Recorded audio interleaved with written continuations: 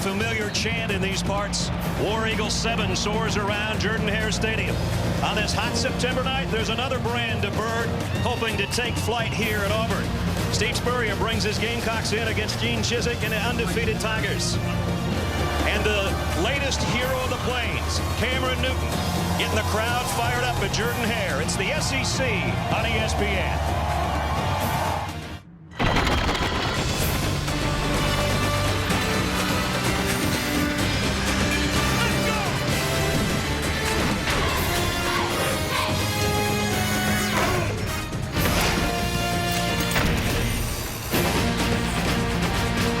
Welcome to College Football Primetime, presented by Hampton Hotels.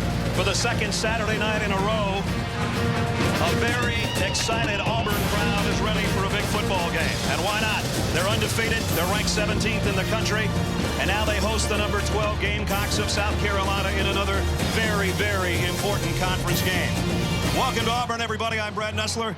Todd Blackledge joins me as always. You think about what they were just talking about, Reese and the guys, Alabama coming from behind, so they hold their #1 ranking. But right now, Todd, everybody wants to stay in line, and that's what's important about this game. It's a huge game because both of these teams need to keep pace in September and early October to make a run down the stretch. Alabama and Florida are still the teams to beat in the league, but they don't look as invincible as they did last year. For Auburn on the west side, they've got to hold court at home. 8 of their 12 games are here at Jordan-Hare. They've got to defend their home turf. South Carolina, this is the best team Steve Spurrier's had since he's been there. The best chance to get to Atlanta, but they have to know how to win on the road to be a championship team. They've lost 5 straight road games in conference. Yeah, it goes back a couple of years. And ironically enough, a Steve Spurrier team that's doing it on the ground. We see 2 freshman tailbacks that are the talk of the whole country right now. Yeah, they're going to be fun to watch. The top 2 recruited guys, Marcus Lattimore out of South Carolina, almost came to Auburn, stayed at home. Michael Dyer, he's carried the ball 16 times last week against Clemson. I think his workload is going to pick up tonight. I would be surprised to see him carry it more than 20. Marcus Lattimore is a little bigger physically, has had a huge impact on the Gamecock offense. 333 yards in 3 games. It took a running back for South Carolina 8 games to gain that many yards last year. Well, these 2 guys almost were teammates because in November, Dyer committed and then pressed very hard to get this guy to join him. As you see the Auburn cap, but then underneath is the South Carolina cap. And in February, Marcus Lattimore decided he was going to stay in his home state and play for the Gamecocks. He'll be ready to bring out the number 12 team in the country. As Todd said, though, they have a tough time on the road, and this is a tough place to play at night.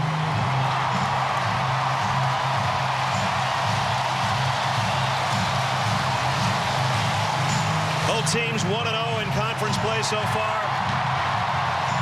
And here come the Auburn Tigers.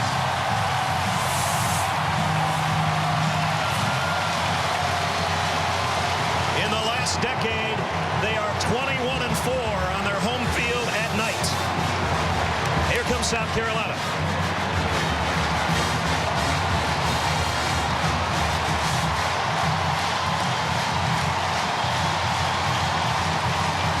Atmosphere as we get set for 2 undefeated teams led by their freshman tailbacks. And it's been a tough week and a half for South Carolina. There's going to be some things they're going to have to overcome. Holly Rowe will talk more about that, and then we'll kick it off at Auburn when we come back.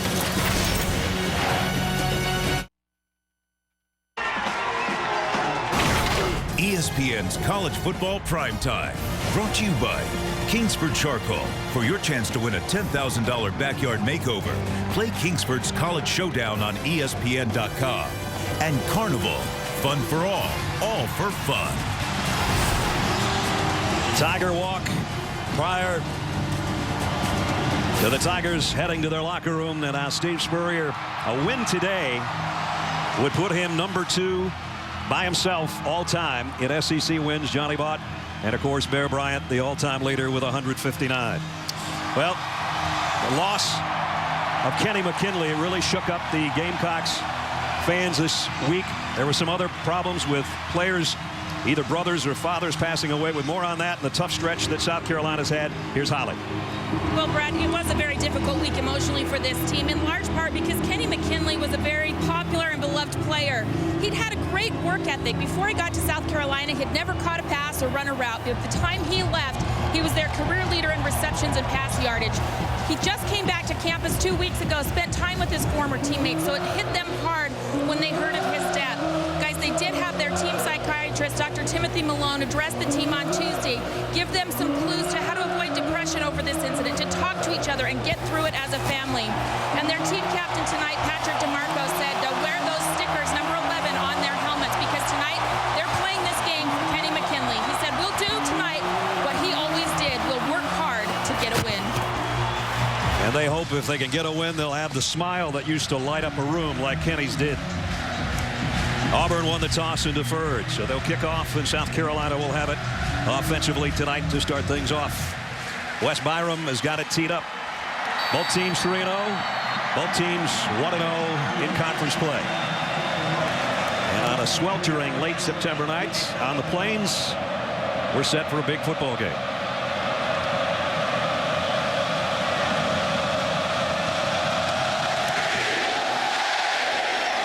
The kick will go to Bryce Sherman. Sherman to the 20, leveled there. Demetrius McNeil made the stop on the special teams. So out comes Stephen Garcia. 2 touchdowns, 2 interceptions so far on the season. I think that number that's highlighted is huge for him. He only completed 55% of his passes last year, and I think the addition of Lattimore and the strength of their running game has made it easier for Stephen Garcia to complete passes. He'll start in the shotgun with Lattimore to his left.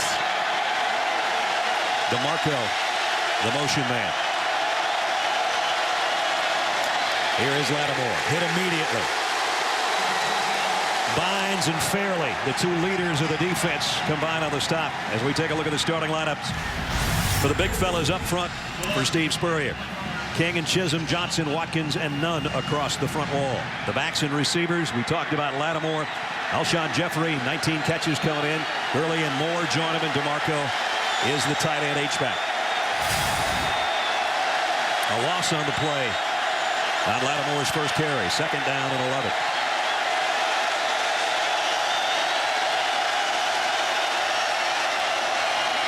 This time he rides it to Lattimore, and he lost yardage again, and Fairley again. 2 plays, 2 quick penetrations by Fairley, and that's the way to stop a great back in the backfield. Before he gets his momentum going, before he gets into the hole, get penetration into the backfield and wrap him up. Fairley had 3 tackles for loss in the overtime win over Clemson. He's got 2 in the opening drive so far. 3rd down at 13.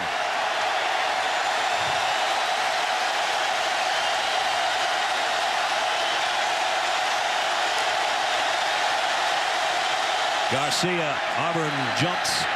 Might be a free play, but the ball is out, and Fairley's got it. They blew the play dead. Fairley goes to the end zone, but the whistle's blew, the flag's down. As Antoine Carter, it appeared, came flying into the backfield. A count too early.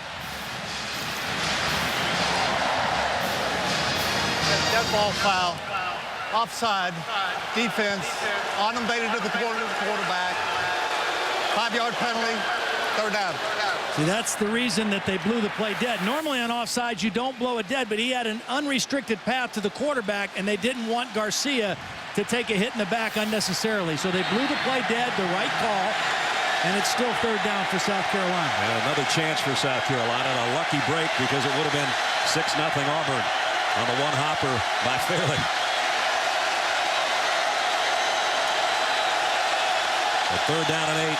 Garcia trying to scream over this crowd. So hard to call an audible in this kind of situation.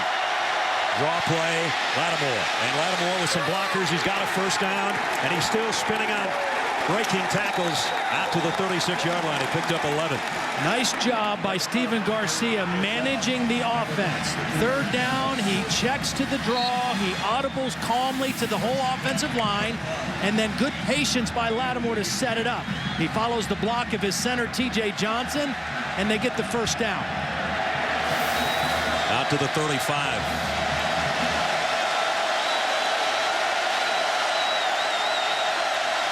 Garcia looks to the sideline again in the shotgun. Comes up. Talks to his offensive line. DeMarco, I think, is a little bit confused on which side he's supposed to be on. High snap. Lattimore slips and falls. But it's going to be Fairley that's making sure that he's there. You talk about the Auburn defense. It's a lot more than fair the way Fairley's playing so far on the front wall, huh? Clayton, Carter, and Egway join it. Linebackers, the guy that calls all the signals is Josh Bynes with Bates and Stevens.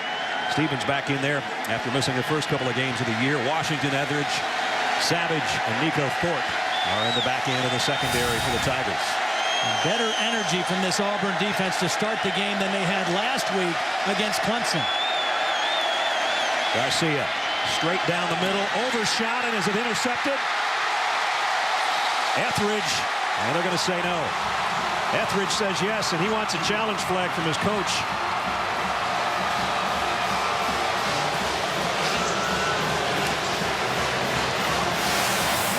Well, Garcia had his receiver. D.L. Moore was open in the middle of the defense. He just overshot him, and Etheridge was playing the deep safety, and the ball came to him rather than Moore.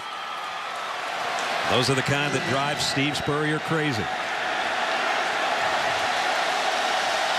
Brian Maddox in the backfield now with Garcia on a 3rd down and 12.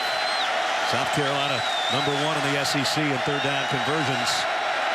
56%. They picked up their last one on the ground. This time they'll swing it out. Maddox is hit immediately. Nice open field tackle by Nico Thorpe. And the Gamecocks will have to give it up. Nico Thorpe is the best cornerback on this Auburn football team, and he's a pretty physical kid. He's 6'2", 185 pounds. And if he doesn't make that tackle, it's another first down for South Carolina, but a nice open field tackle to force the punt. Lanning, one of the top punters and kickers in the SEC. Quindarius Carr is back deep inside his own 20 on the other end for Auburn.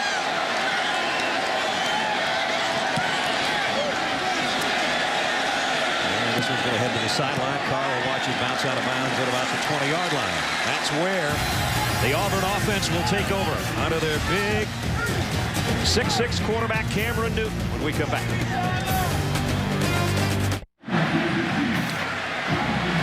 The wind gusting a little bit here at Jordan-Hare Stadium. We've got some rain south of us, we understand, and it may move in before the night's over. Warm day and night. Cameron Newton, the latest hero here at Auburn, who splashed down the scene after starting his college career at Florida, went on to Blinn Junior College, and now he splashed on the scene here at Auburn in his first year as a starter. Gives it off to Dyer. And the freshman that we talked about in the open, Michael Dyer, gets a couple.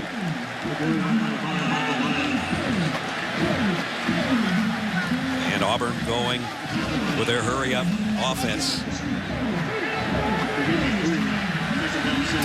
2nd down and 7, and Newton alone in the backfield until Fannin crosses his path.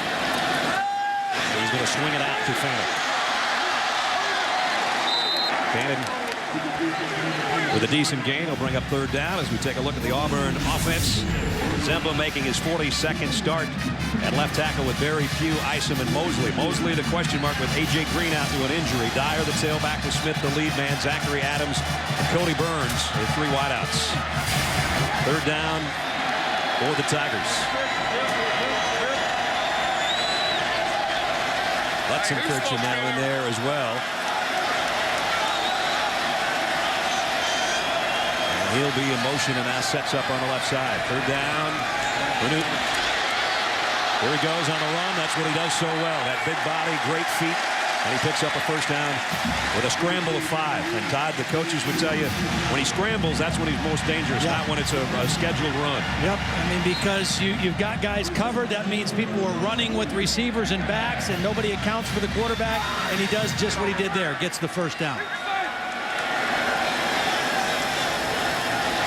Newton again sets Lexington on the right and rolls that way to throw. Now back across his body and complete. Darvin Adams has got a first down. He's across the 45 and a pickup of 15. Well, you know Darvin Adams is the go-to guy, but because the quarterback rolled right and Darvin Adams was coming from the backside of the play, he kind of got lost behind the South Carolina linebackers and was able to come up with the catch. Came in as a leading receiver. That's his 11th catch of the year. And Caleb now in the backfield for Auburn. First down at the 46-yard line. Newton rides it to him and then takes it himself. Broke a tackle, puts his hand on the grass and down the sideline. Newton got there, touchdown.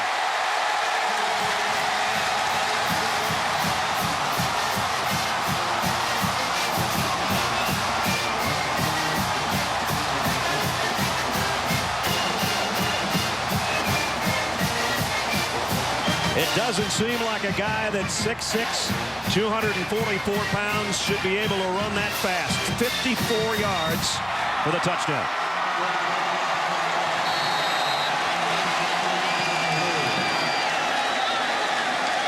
Wes Byram in for the point after. Just like that, Auburn 7-0. Wow, he's got some serious wheels for a big guy, doesn't he? Well, they went 3 and out the first 3 possessions last week in the first quarter. I'd say they're off to a little better start in the first quarter tonight.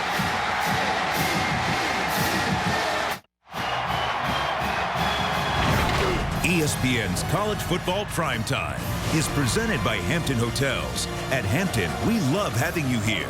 And in part by Northwestern Mutual. Begin building your foundation for life at northwesternmutual.com. Talk about a way to light up your home crowd. Go 80 yards in 5 plays and take just a little over 2 minutes. And Cam Newton 54 yards down the sideline. Well, Gene Chizik said we've got to have our offense make some first downs.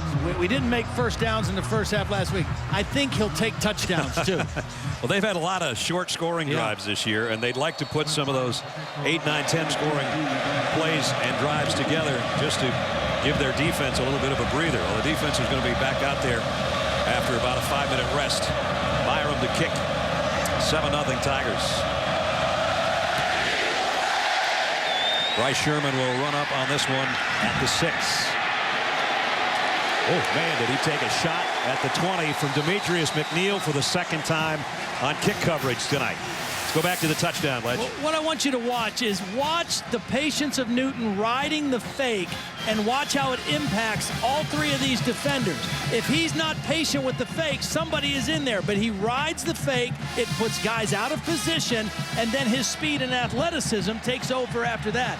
But the patience to ride the fake really sold the play and created the opportunity for Cam Newton. He can really run for a guy that's that big. So now let's see if Garcia and the South Carolina offense has got an answer.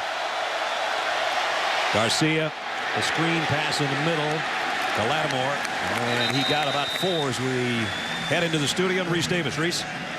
Hello, Brad. Time for a Taco Bell studio update. Turner Gill in Kansas taking on New Mexico State, tied at 7. DJ Brashears will log on from 96 out. He'll house it. The Jayhawks up on top of the Aggies, courtesy of that kickoff return. It's now 21-7 in the second quarter. Here's 7-0 on Jordan Hare.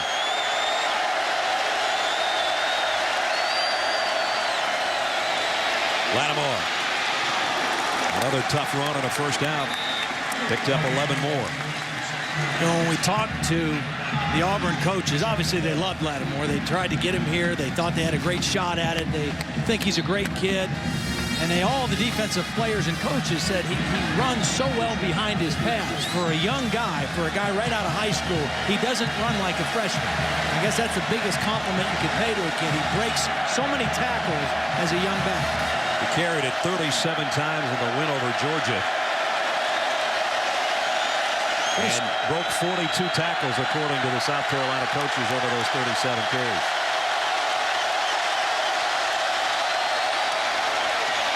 Garcia, plenty of time and running out of it. Got it to Lattimore out of the backfield. Marcus doing his thing. Into the secondary and all the way to the 46-yard line. 18 yards on the pass play. He can catch it too. Yep. And again, just his presence and what he has brought to this offense through the first 3 games has really taken pressure off of Stephen Garcia. We mentioned his completion percentage up around 68%. He can dump it off to Lattimore as an outlet receiver, and the running game naturally takes pressure off the quarterback. Now, pretty soon they've got to find a way to get Alshon Jeffries involved in the offense. He's their go-to receiver. Hasn't seen the ball yet tonight. Alshon's up at the top of your screen. The 3 wideouts to the right. Garcia in the pocket. Well, he got what he could. Let's check in with Holly. Well, it did come down to Marcus Lattimore coming to Auburn, but he went to South Carolina. And the Auburn defenders, although they said the right things all week, guys, at the bottom of the piles, I'm noticing a few extracurriculars. Either you're with us, tonight you're against us. So here's a little welcome to the SEC here in Auburn. Oh, I'm sure anybody'd get that, but maybe even more so for number 21. I said to Ted Root, the defensive coordinator for Auburn, when's the last time you saw a guy like this, a freshman? He said when he came for his official visit. Garcia swings it out. Gurley, and Torrey Gurley's got a first down. South Carolina's got something working. 13 more yards. A lot of quick throws.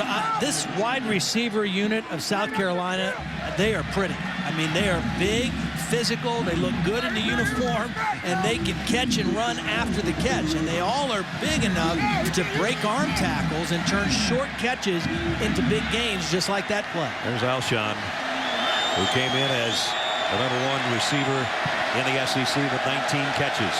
So far, nothing, but he trots all the way over to the near side here on first down for South Carolina. Play action. Garcia going deep. Jeffrey. Oh, what a catch. Touchdown. There he is. 30-yard strike. And we're a point away from a tie game.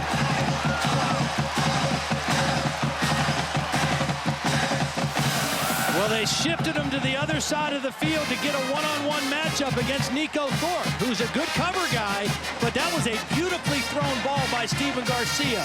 Over the outside shoulder, impossible to defend from that position. Garcia 5 of 6 for 70 yards and a beautiful strike for the touchdown.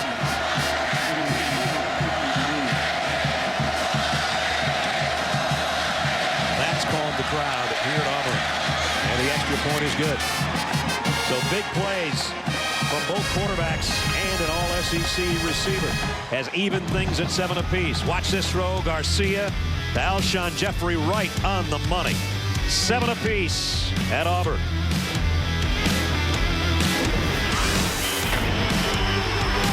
ESPN Monday Night Football, Packers-Bears at 8:30. Drink in the rich, bold taste of premium roast coffee, 100% Arabica beans. It's so rich, but so just $1 on the dollar menu at breakfast. That's what we're made of.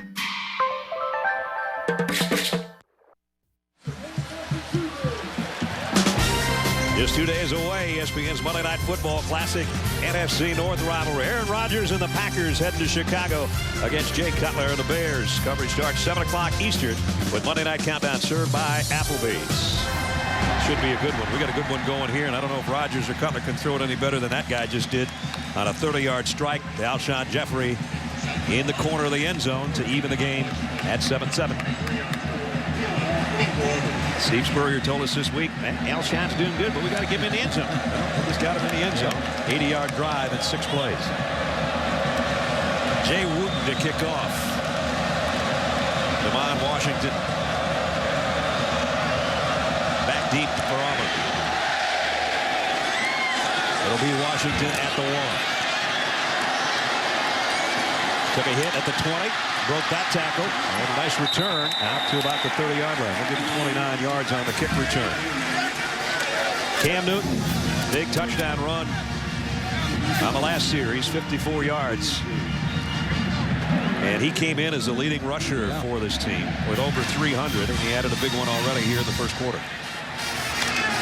They'd prefer that their quarterback didn't end up being the #1 rusher when the season's all said and done, but when you can do things like that, that's pretty special. Well, and he's not afraid to run it. I mean, he told us, yeah, I'd rather stand back there and throw it, but he doesn't slide very much either. No. He's going to throw it here. Out to Zachary. Zachary, he was one guy away from taking that one a long ways. Akeem Augusta might have saved a touchdown. Well, Gus Malzahn said, we need to get this guy involved a little more. I said, yeah, I think that's a good idea. I mean, Cam Newton now is 7 for 7 throwing to the guy for over 130 yards. So I'd say, yeah, dial up 81's number. Good things happen. Here they fake the handoff. Newton turns his back, and now scrambling in the pocket, and down he goes. And Devin Taylor is there. Those two defensive ends, Devin Taylor and Cliff Matthews, pretty strong. And I think the tackles tonight for Auburn are going to have their hands full. Yeah, they're outstanding pass rushers. Really, the front four for South Carolina has played very well the last couple of weeks. That one's a case where Cam Newton just held on to the ball a little bit too long. He's got to have that timer go off and say either run it or throw it. Lost 4 on the play. 2nd down and 14. Here's the end around. Fannin takes it from McCaleb, cuts it up, trying to get a block from his quarterback, and he's swarmed under. The ball is out. South Carolina's got it at the 44-yard line. This is a tremendous tackle by Chris Culliver, the cornerback, and he just stood him up, and then they ripped the ball out. I mean, Culliver just stood him up. Fannin has been out with a shoulder injury, and he gets hit right in the mouth, and the ball pops out. And Shaq Wilson is there to scoop it up. You are right. That was a collision, face mask to face mask. And Shaq Wilson, who hadn't played at all this year, back in the starting lineup, got a fumble recovery, and South Carolina has got a nice opportunity here at the 44-yard line of the Tigers. High backfield this time. And straight ahead with Lattimore. Yard or 2, that's about it. We go back to that play, the fumble by Fannin, just to make the point. He had his shoulder dislocated twice in the Mississippi State game. He didn't play last week, so he didn't get hit very much in practice this week either. They want to get him back in to have versatility in their backfield, but the first time he touches it and gets stood up, the ball pops out. South Carolina bunched all their receivers as they had a little chat. Now they spread them out. 2 to one side, 3 to the other for Garcia. On 2nd down and 9. Garcia trying to slip screen it, and does to Gurley. Gurley broke a tackle. He's going to have a first down. And again, the toughness and the size. Gurley at 6'5", 230. Todd mentioned it earlier. It's hard to bring some of those dudes down out there. Well, first of all, it's a great target for the quarterback. Big body there to throw to. And then once he catches it, I mean, he's just a guy that you're not going to bring down if you don't wrap up. And they've got a couple of them like that. Gurley's that big. Jeffrey's that big. D.L. Moore's a big receiver. They've got a whole stable of them. T.J. Johnson, their center, got another great block on that screen. That's the 2nd or 3rd time tonight he sprung either a back or a wide receiver for extra yardage. Garcia, that ball, as he just has to eat it. It was a bad snap, and instead of trying to pitch it out or get rid of it, he decided to stay with it. And he's knocked down for a loss. NASCAR Sprint Cup Series is at Dover this weekend. It's on ESPN tomorrow. 9 races left in the chase. Denny Hamlin, your current points leader. Coverage starts 1 o'clock Eastern time. For more information, log on to ESPN.com.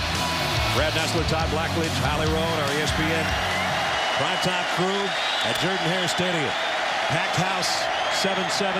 South Carolina trying to take advantage of a fumble recovery. Garcia, play action. Flush from the pocket, throws on the run, and got it to Jeffrey. It's a first down, South Carolina. Well, this is a nice play by both quarterback and receiver. First, Garcia keeping the play alive, buying some extra time, extending the play, and then it looked like Jeffrey, as he was coming back to the ball, was going to fall down. But he kept his balance and was able to make the catch on the sideline. He slips, he gathers himself, and still has the presence to make the catch. So the Gamecocks threatening here.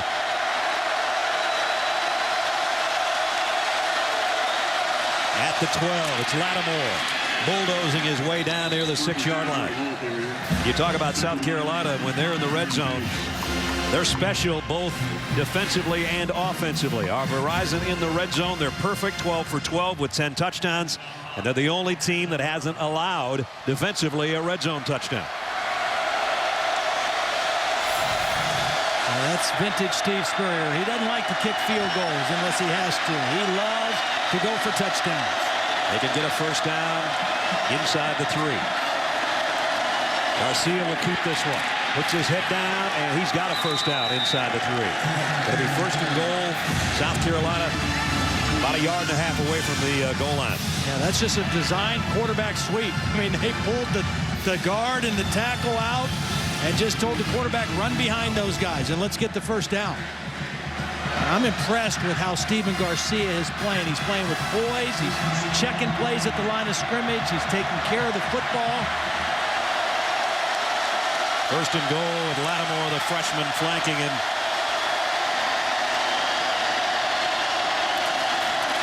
And he gets it, and he gets the score. Touchdown, South Carolina. Just like that, they take advantage of the turnover by Auburn.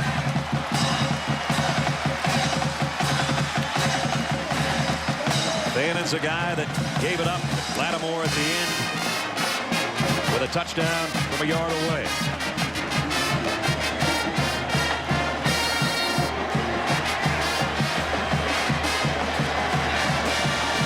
Spencer landing point after, away from South Carolina having the touchdown lead. 44 yards in 7 plays after that fumble recovery. Extra point is good. With just over a minute remaining in the first quarter, the Gamecocks playing well on the road. And for Lattimore, that is his 6th rushing touchdown so far in this young season. Steve Spurrier, as Todd said earlier, he thinks this might be his best team. Of course, he's had some great teams, played on one at Florida and won a Heisman Trophy back in '66. And then on to Duke, where he's very successful. They've had a hard time being successful since, quite frankly.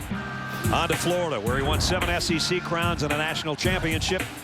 Not so good when he went to the pros. Wasn't so good with the Washington Redskins. And now back in Columbia with South Carolina. There have been some high spots, some low moments. Last year they went 7-6. Right now they're trying to go to 4-0 for the first time in quite a while. And they're off to a great start on the road tonight. You know, it should be mentioned, even though they kind of slopped around at times last week in their game against Furman, they won. And that was physically not as demanding of a game as the game that Auburn had here last Saturday night against Clemson that went to overtime. I think that plays a part in this because South Carolina looks very fresh and on top of their game right now.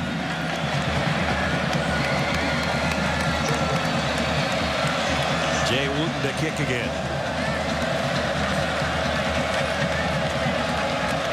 Caleb and Washington back deep.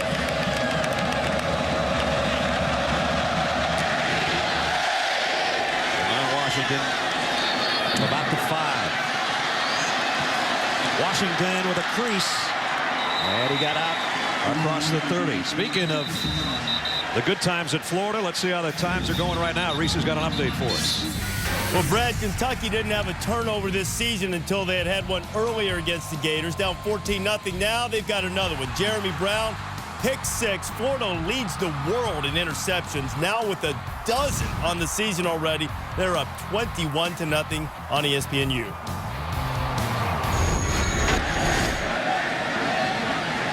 And so Florida right now looks like they're going to go to 4-0 and 2-0. South Carolina trying to keep pace in the SEC East. Alabama won if you missed it, but they got a scare in Fayetteville, that's for sure, from Arkansas.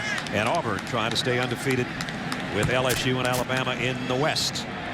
Player down is Demond Washington on the kick return. They got him up, and I think he's all right. And just what that highlight pointed out with Kentucky. Kentucky's off to a great start, but when you go on the road in a league like this against high-quality opponents, you have to take care of the football. You can't go in there and lose the turnover battle on the road in this league and hope to win very often. And, same thing true tonight for South Carolina. They've done it so far. They've got to take care of the football. Auburn is -4, now -5 on the season in the turnover category, and they just saw the last turnover turn into a South Carolina touchdown. Let's see if they've got an answer. First down at the 33. And Dyer is not going to get back to the line of scrimmage. Travian Robertson, the first guy there. So Dyer has had a hard time getting out of the blocks tonight. He'll go out, and McCaleb will go back in there. Very different kinds of runners. McCaleb, if he's lucky, is 175 pounds, and Dyer is packed into that 5'9" frame. So they're much different types of players. You're not going to see McCaleb running between the tackles very often. Nope. They fake it to him. Newton fires, strikes, down, complete to Zachary. And it's a first down Auburn. I think we're going to have to see a lot of this tonight for Auburn. This South Carolina defense is solid. They are probably a better overall defense than what they saw last week with South Carolina, and I think they're going to have to throw the ball more tonight to have a chance to win. They go hurry up, and here's McCaleb not running inside the tackles, but outside. He doesn't get much of that either. DeMario Jeffrey stretched it out, made the stop as the first quarter comes to a close. And it was an exciting one, especially if you're a South Carolina fan. It was Newton for a touchdown, but back-to-back scores, 14 unanswered, has put South Carolina in front. It's the SEC on ESPN. Auburn, Alabama, where the Tigers trail as we start the second quarter. With Todd Blackledge and Holly Rowe, I'm Brad Nessler. Our college football primetime presented by Hampton Hotels. And Auburn trying to get back after giving up a touchdown following a fumble on their last drive. Newton, play action, firing in and out of the hands of Zachary, I beg your pardon.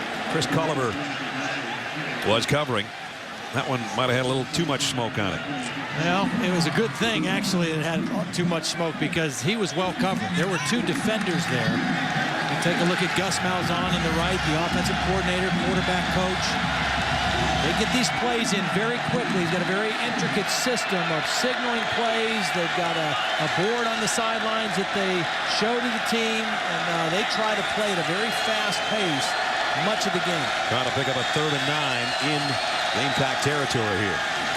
Newton shuffles to his left, fires in the middle, and in and out of the hands of Cody Burns.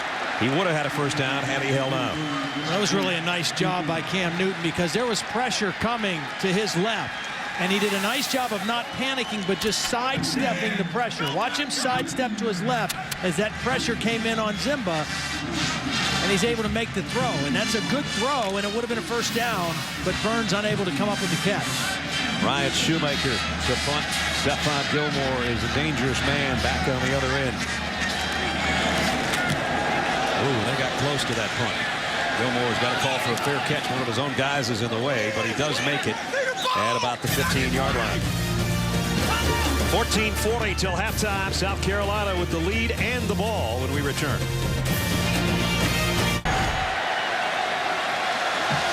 They do that as well as any team's ever done it. Let's Reese call that trickeration, right?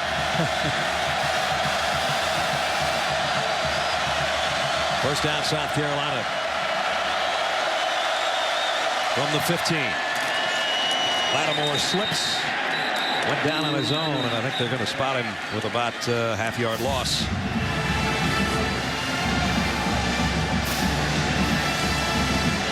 Mentioned the big game that he had against Georgia, 182 yards and 2 touchdowns on 37 carries. And you don't see many guys at any level carry the ball 37 times anymore in a single game. Especially not in this league. Right.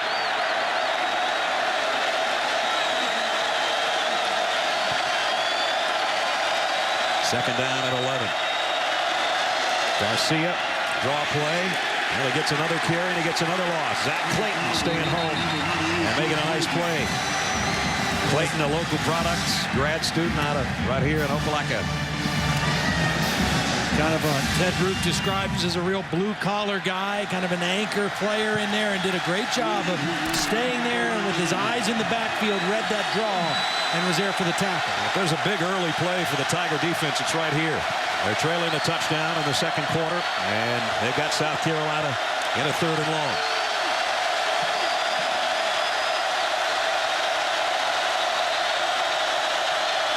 Garcia.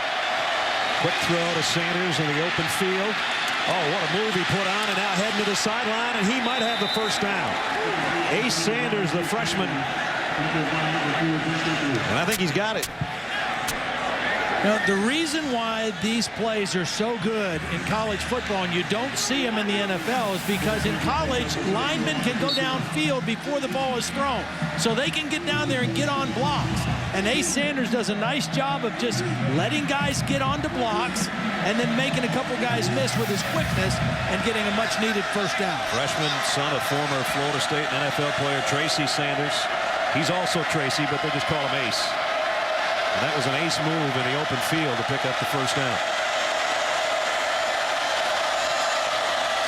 Garcia really had to get rid of that one quicker than he wanted to. There was great pressure right in his face from Zach Clayton. That'll bring up 2nd down and 10. It also has time for us to bring up our trivia question. What was Superman's dad's name? Now you go, what in the heck does that have to do with the SEC on ESPN? You'll find out later. You come up with the answer, some of you might know why it pertains to this football game. I doubt it. Probably not. I knew it when it was brought up in a meeting earlier this week. That's how it all came to be. Bad snap from center, but they got the handoff to Maddox, and Brian Maddox has a first down for South Carolina. He's still going. Took a big shot at the end, but what a run. The senior out of Anderson, South Carolina, he says, give me a little of that love that Lattimore's getting. I've been around longer than he has. Well, you mentioned the bad snap. This is 2 plays in a row. It's a low left snap, and Garcia fields it in time to make the handoff. The last play, he had to throw the ball away because of the bad snap. This time, he's still able to make the handoff, and you see the tough running of Maddox. Better low and left where he was going to put that ball than high and right. Yeah. They would have never gotten a handoff. Here comes a blitz. Haven't been many blitzes from Auburn. Garcia up top for Jeffrey, incomplete. Devon Washington was with him stride for stride.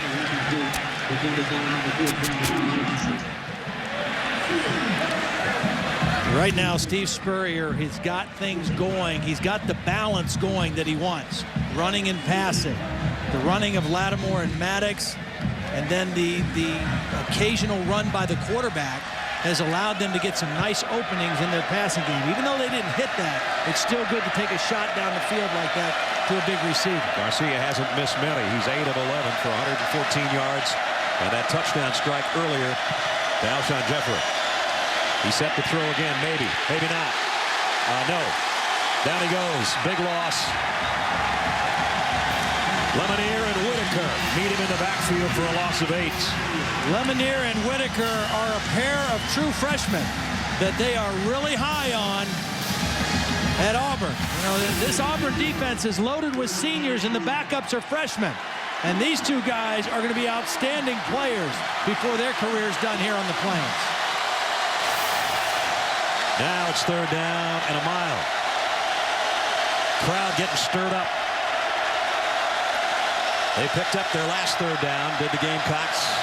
They're going to have to really earn this one from the 32-yard line. And flags down.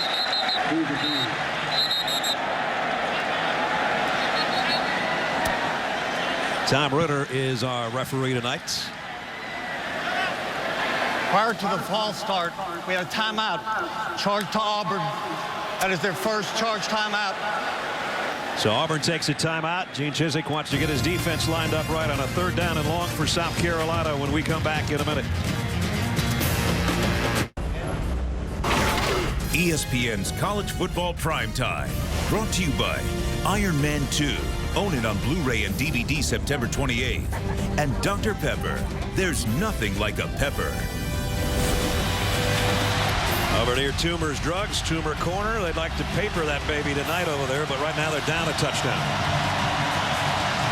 Well, right here's where Steven Garcia, he's been very smart with the football, with his decision making. This is one of those situations. He's got to make a good decision here, 3rd and long. 8th play of the drive that started at their own 15. Garcia fires, had it hit. Somebody hit his arm or the ball. Incomplete. Mike Blank, I think, is the guy that got a hand on it. And so South Carolina's going to have to give it up. Big number 93 got a paw in there. That'll bring out Spencer Lanning to punt. Quindarius Carr will be the guy that'll drop back deep. The fastest guy on the Auburn team, number 9.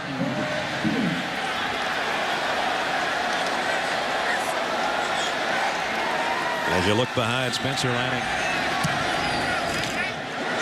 And Carr camps under this one at the 20. And he got back near the 30-yard line. Nice return. Antonio Allen made the stop on the special teams. A lot of fans here in Auburn checking out the latest 3D technology used to telecast today's game on ESPN 3D at the Bud Light viewing party. ESPN 3D is going to televise almost 100 live 3D events in our first year, including the World Cup, Home Run Derby, the X Games, college football, college hoops, the NBA.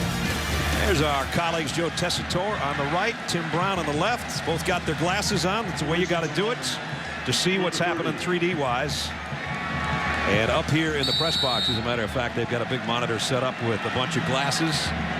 As our 3D guys with the cameras on the other side give you a whole different look. Dyer, they haven't gotten anything really going on the ground with the exception of the quarterback running the football. Todd, that's not helped the Auburn offense. Now that's why I think they're going to have to hit some passes to loosen up the South Carolina defense a little bit and then get back to the run. They've been really run heavy. They've averaged 47 runs a game and only 17 passes coming into tonight's ball game. And whistle stopped this play before it ever got underway. Auburn came in as the #1 rushing team in the SEC and 12th in the country at 259 yards a game. Prior to the snap, ball start, 25, offense, 5-yard penalty, 2nd down. So they find themselves now with a 2nd down at 13. There's the numbers. And the South Carolina defense. Ellis Johnson says, you know, that's a little misleading because South Carolina, their opponents have gotten behind and had to throw. And so sometimes the statistics can get a little bit skewed, but that one would make it look like something's got to give tonight. So far, South Carolina hasn't given much to Auburn offensively. Throw is to Zachary, though, and he's got his 3rd catch of the night. C.C. Whitlock was covering. And it's 3rd down, and at least it's manageable now because they got a chunk of yardage back. And anytime you get in 3rd and this kind of yardage, the threat of Cameron Newton running the football puts ultimate pressure on the defense because you've got wideouts, you've got backs, and you've got a quarterback that if it's not there can make a play on his own. Tigers have got to get to the 40 for a 1st down. Here's Newton, and here's exactly what Todd's talking about. 1st down Auburn, courtesy of the legs of the big fella out of College Park, Georgia. You get 3rd down and 5, 3rd down and 6. I mean, that's just as easy for him to run for a 1st down in most cases as it is to throw for one. They hurry things up now as they get to move the sticks, picking up that 1st down. And Dyer, cartwheel to the ball came out.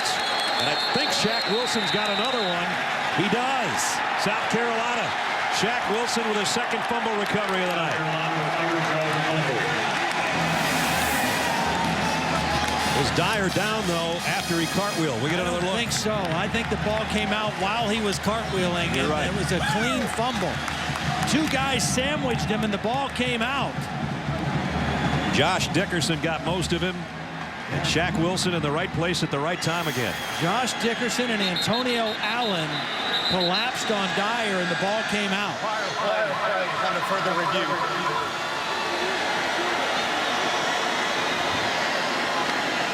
The replay officials will have a look at it. Official review with just over 9.5 minutes to go in the 1st half. South Carolina with the lead, and it appears they'll have the ball, but we'll find out when we come back.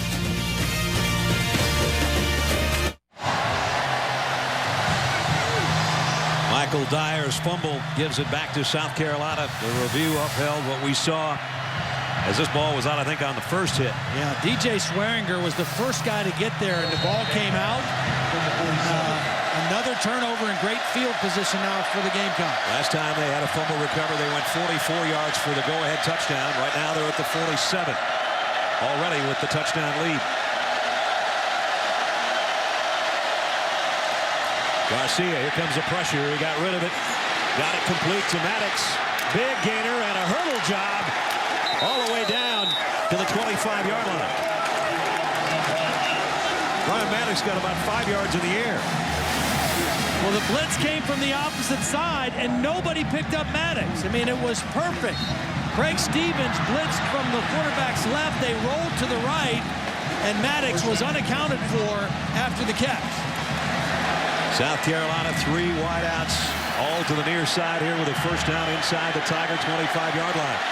Trying to take command of this first half, courtesy of a couple of turnovers.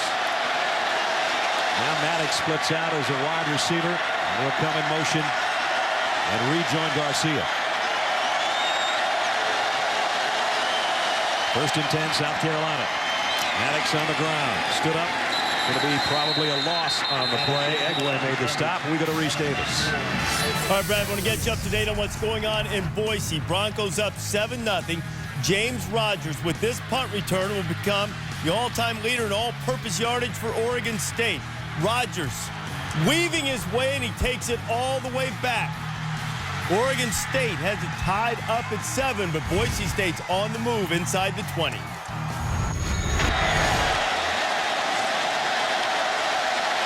James and Quiz trying to make a difference for the Beavers of Oregon State. Here, South Carolina with a touchdown lead and trying to take advantage of another Auburn turnover. Garcia, plenty of time. Alshon Jeffrey is his safety valve. That's a pretty good one to have. Yeah. You know what they tried to do there? They've thrown so many wide receiver screens in the first half. They tried to bait the Auburn defense, thinking they were throwing another one, and tried to go down the field, but Auburn had the deep route covered. And so Garcia did the right thing. Don't force it. Go ahead and throw to the outlet, and we'll play third down. Talked about how good they've been on third down this year, leading the conference and in the top 10 in the country. Timeout to talk about this one. South Carolina, that is their first charge timeout of this half.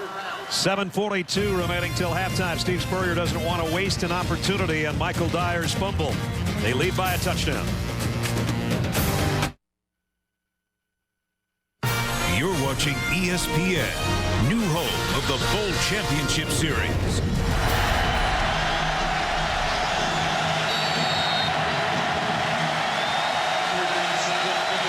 14-7 and a big third down for South Carolina, trying to take advantage again of the fumble.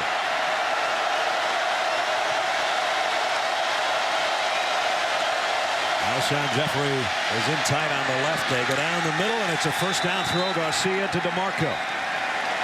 Picked up 11, and they move the sticks. Remember, South Carolina got this football back on the second fumble recovery of the night by Shaq Wilson.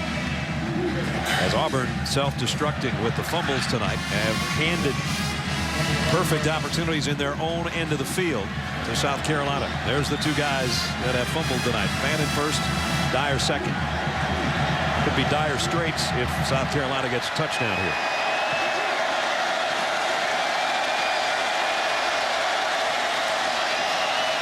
Garcia will keep this one. He's a good runner.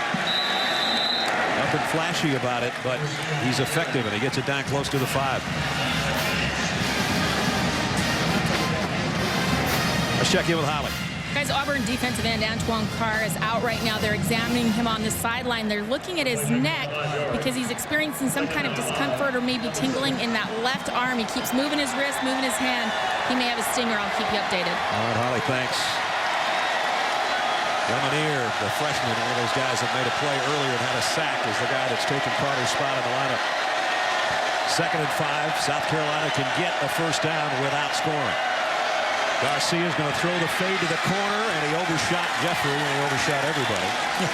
Nico Thorpe was Garcia's pass is incomplete. We did a game of theirs last year against Alabama in Columbia, and they tried that 3 plays in a row, and all 3 times it was incomplete. They had what they wanted. They brought the one receiver in motion to give single coverage out there with Jeffrey, the big receiver, and Garcia just threw it too far. Auburn trying to change up their defensive personnel here. And they trot out the extra DB and Chris Davis. 3rd down. And 5 for South Carolina. Now they got Jeffrey on a freshman. Davis is a freshman over here. There they go. The lob, and this time it's a touchdown.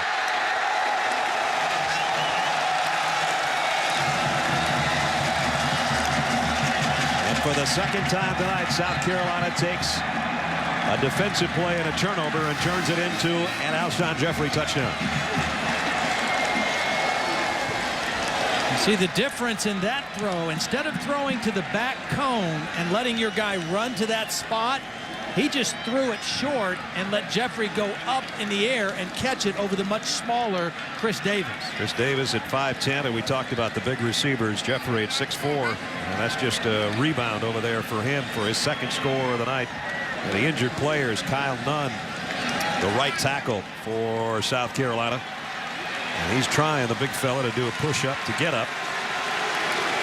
Well, that was just really well conceived by South Carolina. Davis was in the game because it was 3rd down. It was a nickel situation, so he's the extra defensive back in, and they flipped the formation to get Jeffrey working one-on-one against Davis, and that was a mismatch that favored South Carolina. Auburn dug themselves a hole of 17 points to Clemson last week. They're going to be 14 down right here with 6:16 remaining in the 1st half. Spencer Lanning, his 3rd extra point. The snap was bad, the hold was bad, and the kick's no good. Seth Strickland, I don't know if it was the snap, but I know one thing. He had a hard time getting it down. And with that, it's a knuckleball that makes it 20-7, and that could be big later. Here's the snap. Strickland, it was high, and then he just put it down, and Lanning had no shot because he was already on his way to the ball and couldn't hesitate and try to put it through. But they did score a touchdown. It all started with the 2nd turnover of the night, the fumble by Dyer. That's turnover number 7 and 8 now for Auburn on the season, and South Carolina capitalizes it. On 3rd down, they go right to Jeffrey for the touchdown throw, and another beautiful throw by Stephen Garcia. So Alshon Jeffrey, that was the big thing that Steve Spurrier talked with you and I and Holly about this week. You know, you could have a guy that comes in and he's a preseason number 2 conference performer, and the only reason he'd be a number 2 is because of guys like A.J. Green and Julio Jones. But at any rate, they wanted to get it to him. They made a point of getting it to him. Auburn's got to quit turning it over. This thing's going to be over. Absolutely. Turnovers, you know, there's certain statistics that sometimes you look at and you say, I don't know if it's really that meaningful, but turnovers always are meaningful, particularly in a game like this where teams are evenly matched. One team turns it over, one team takes care of it, that team normally wins or is in the best position to win. So Jay Wooten's got it teed up again. Devon Washington and Ontario McCaleb are back deep. And this one's going to go to McCaleb at about the 8. McCaleb coming to the near side, trying to outrun the interference, and he can't. They bulldog him down at about the 24-yard line. Stephon Gilmore made the stop. Time for a Sports Center right now. Let's go to Reese in the studio. And Brad, this Sports Center right now is brought to you by Discover. It's Texas themed. The Rangers clinched the American League West, their first playoff appearance since '99. Jorge Cantu had a tie-breaking home run to beat the A's in the 8th. Texas going to the postseason. The Texas Longhorns got walloped in Austin 34-12 by UCLA. Worst home loss under Mac Brown. Sports Center coming up after the game. Cam Newton, quarterback draw, and only got a yard or 2. The last time UCLA went to Austin, I was there for that one, and that was ugly, 66-3, and Mac's going to think this one's just as ugly. I don't think they want to invite the Bruins there anymore. Boy, ever since Stanford thumped UCLA and Rick Neuheisel gave his speech to the crowd in the stadium, they've been playing gangbusters. Auburn's got time to work with 2 timeouts. About 5.5 minutes to go. Nice play fake by Newton. Cam fires and completes it for a first down across the 35. Second time they've hit Darvin Adams on that crossing route. There is a flag down, but that's the same action. Ineligible receiver downfield. So everything going wrong right now for Gene Chizik's troops. Turnovers and now penalties that take away first downs. Ineligible player downfield. Number 75 offense. 5-yard penalty. Second down. Brandon Mosley, who's in there starting because A.J. Green suffered a season-ending injury last week. Yeah, he's just working. I mean, he doesn't really know where the line of scrimmage is. That's close. You know, you mentioned the injury to A.J. Green, but the guy that they put in after A.J. Green, John Sullen, got hurt on Tuesday this week. So really, this is their third choice at right tackle tonight. Inside handoff. And off to the races goes McCaleb. Little wraparound draw play and a big gainer. Well, you just saw the acceleration of McCaleb because Shaq Wilson, their leading tackler, was in position to make a play. Watch 16 in white, but he just can't catch him. He gets a bad angle, and McCaleb has a great burst at 170 pounds and gets the first down. Dyer back in there now. They give it back to him, his first carry since fumbling. You guys, one of the reasons Brandon Mosley might have been downfield on that last play is he might be confused. He's been playing tight end for Auburn at times this year.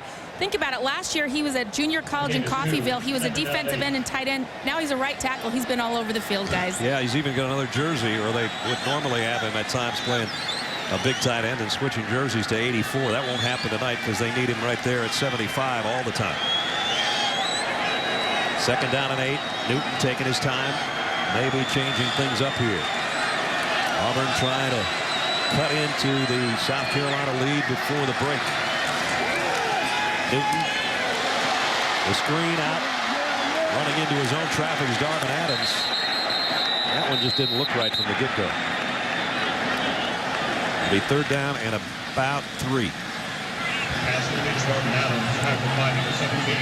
Well, again, you're in that territory. Very manageable for Auburn's offense because of the running ability of Cam Newton. Not necessarily on a called run, but on a scramble run. Again, all the Auburn skill players have a look to the sideline. Third down at 3.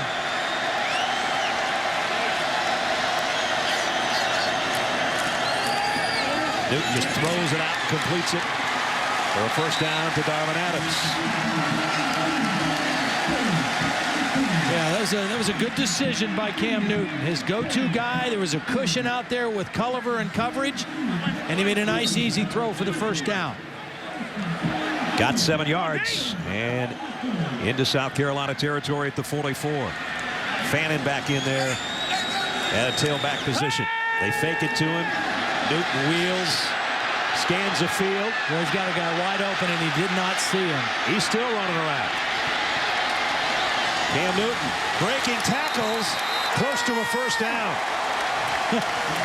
Well, credit Cam Newton for making something out of nothing, but he could have had a touchdown if he'd have only seen Terrell Zachary, because Terrell Zachary somehow got behind everybody and was running by himself. South Carolina. Did this play not take about 27 seconds to run? It seemed like it, didn't it?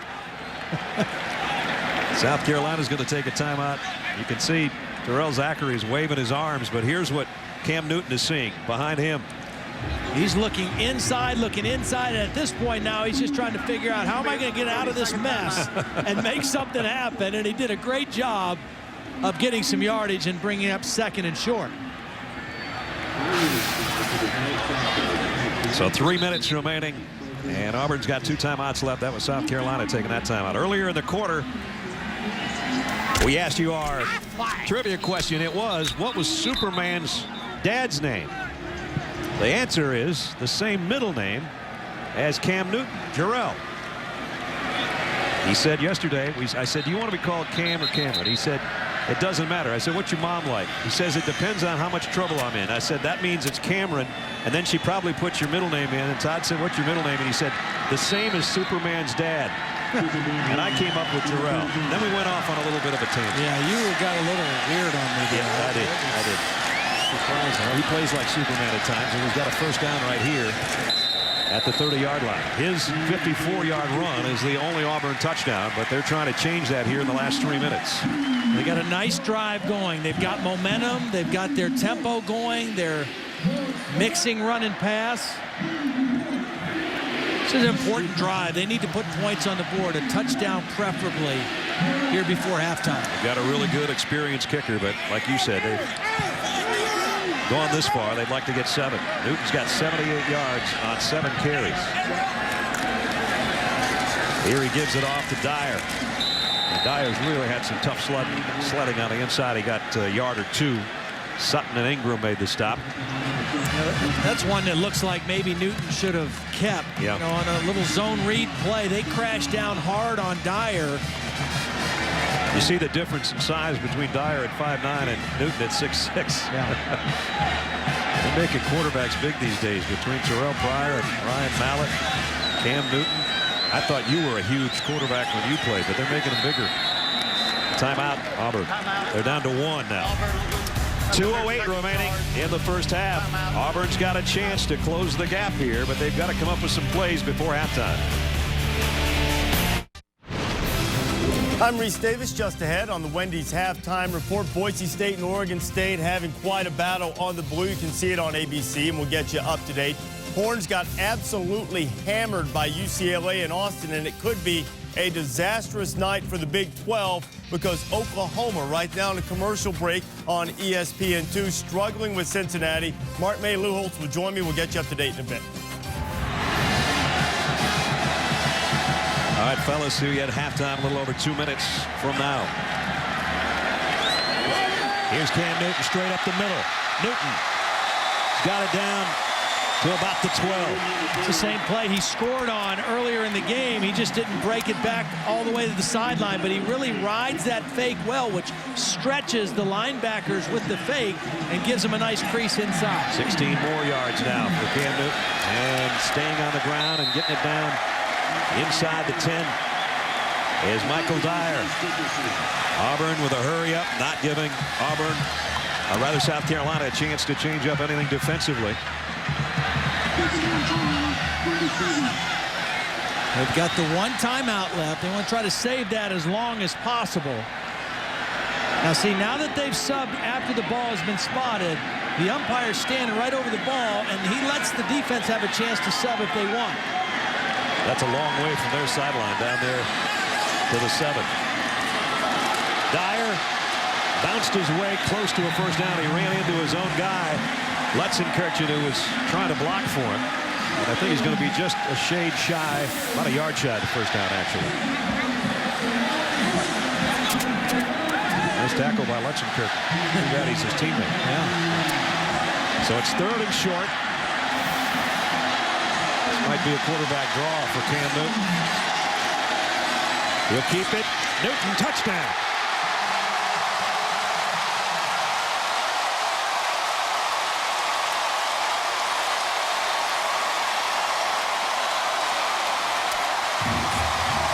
Second touchdown of the night for the Auburn quarterback. And they're right back in the thick of this one. Well, you can say we don't want our quarterback to be our leading rusher. We don't want to try to go through the whole season doing that, but clearly he is their best running threat tonight in the ball game. Keep feeding it to him. Byram's extra point is good. Impressive drive by the Auburn offense. And they cap it off with number 2's second scoring run of the night and his 4th of the year. 12 plays, 76 yards in about 5.5 minutes, and that was big before halftime. He's just a big body. I mean, you know, Mike Berry was leading on the play, the left guard, but didn't block his man, and there was an unblocked guy there. but you're trying to tackle a 250-pound quarterback coming with a full head of steam, and by the time you get him on the ground, he's 3/4 of the way into the end zone. One of the few quarterbacks coming in averaging over 100 yards rushing per game on the season, and he's right in there already in the first half.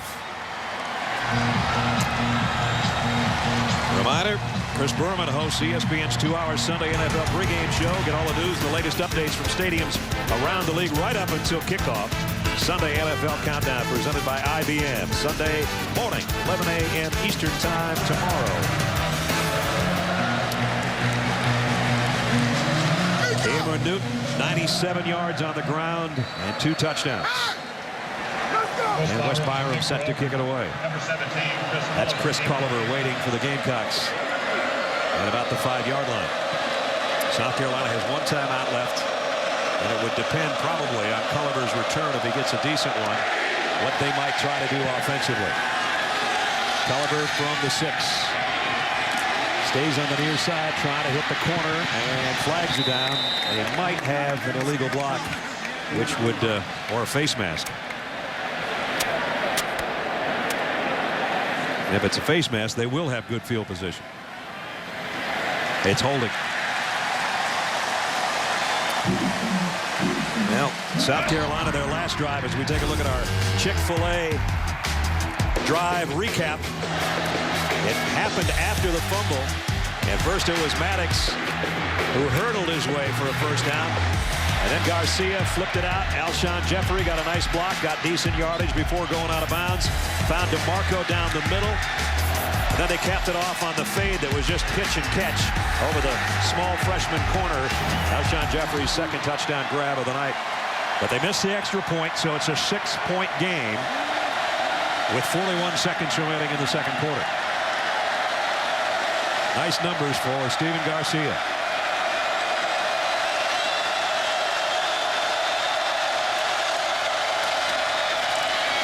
And Lattimore brought down by Fairley. Looks like Steve Spurrier is just going to be comfortable with trying nothing fancy and taking a 6-point lead to the locker room. Yeah, absolutely. I mean, you're on the road. We've already documented the struggles this team has had on the road. Last year, they lost at Georgia, Alabama, Tennessee, and Arkansas by a combined 149-86. So winning an SEC game on the road, a critical step for this South Carolina team. Their last one was 2 years ago against Kentucky, but they're halfway to this one. And I stress halfway. Good half of football here on the Plains. Auburn trailing South Carolina by 6 as we go down to Holland. Well, Coach Spurrier, what has helped your passing game be more effective here in the first half? Oh, Steven's throwing some good ones. Our guys are getting open, catching everything. We need to get them off the field a little better. But we got a heck of a ball game going, so should be a good one in the second half. What do you like about Shaq Wilson's return to the field for you? He's got some turnovers. Turnovers has been good for us. All right, thanks, Coach. Okay.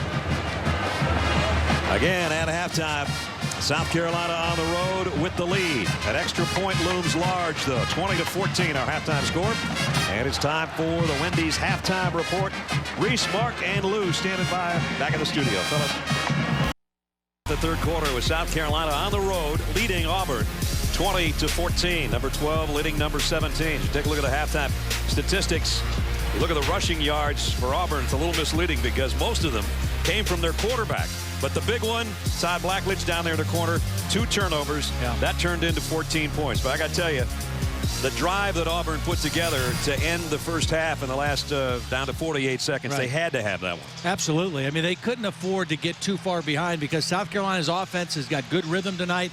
Very important drive now. They get the ball, and remember a week ago they exploded in the third quarter. Right. So some good halftime adjustments made by the offensive staff last week. Let's see what they do tonight.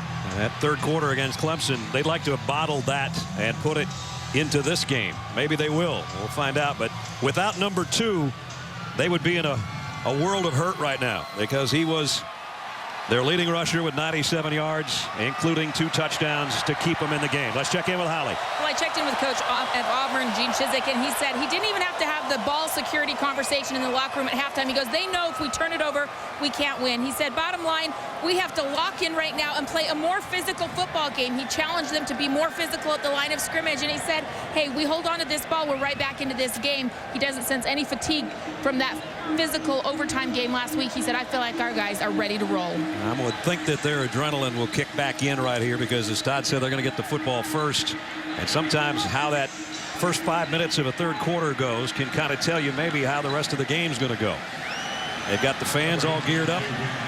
Second week in a row that it's been night football here at Jordan-Hare Stadium. I'm sure Dyer would like to get his hands on it and do something with it other than cough it up.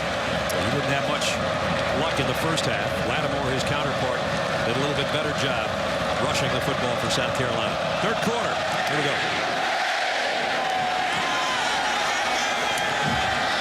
McCaleb takes the kick and cuts near side and goes out of bounds as he crosses 25 out to about the 28-yard line. Michael Dyer, highly touted freshman tailback, who's had a good start to the season, but tonight, not much on the inside, not much on the cutback, and not much doing when you get cartwheeled and lose the football. Only 22 yards on 8 carries in that first half, but a whole half of football ahead for him in the Auburn offense. And here is the Auburn offense. McCaleb will start things off as the Auburn tailback to Cam Newton's left from the 29.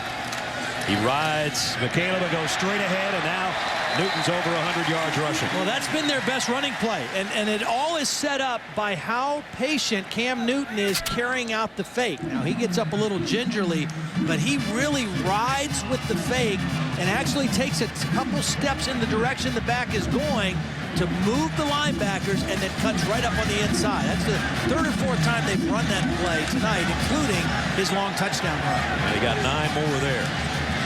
So over the century mark for the Auburn quarterback on the first snap of the third quarter. This time he does again the same play. Rides it to the left, goes out for the first down. See, you have to respect the speed of McCaleb getting to the outside because that's been a staple of this offense. So watch how long he rides the fake. He even steps that way and freezes the defense on that side. He froze the defensive end, Cliff Matthews, and then cut right up inside for a big gain. So he got 17 yards on 2 carries here in the opening minute of the third quarter. And Auburn's got it all the way out to the 47-yard line.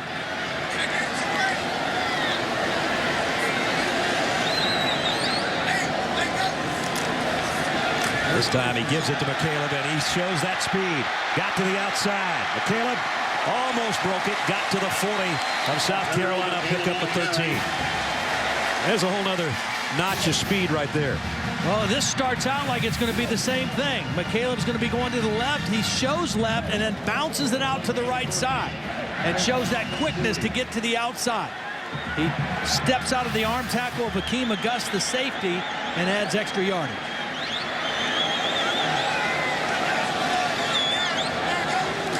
In the gun, here's a little bit of option, and the pitch to McCaleb. Oh, and dragged down. It's an ugly landing. Well, he was being drugged down, and he was exposed, and Stephon Gilmore came in and really finished off the play. Watch number 5 come in here at the end. Oh, got him with a shoulder. Glad he was able to bounce up. Those kind of landings are not good. Can ask Bo Jackson in his NFL career play very similar to that on the other side of the field back in the day. That was pretty much Bo's last piece of football. And McCaleb, they're going to keep running him, trying to get him free. Gilmore makes another tackle in the secondary. Okay, that's not an easy play that Gilmore just made. We've already seen the speed and the burst that McCaleb has, and you're 1-1 out there in space. If you don't make the tackle, it might be another touchdown for Auburn. And Gilmore got him on the ground. Eric Smith now in there in the backfield. But here you would expect that Cameron Newton is going to put it in the air. Came down at 7. He's been more effective as a runner than he has a passer so far tonight. But he's got a rocket arm.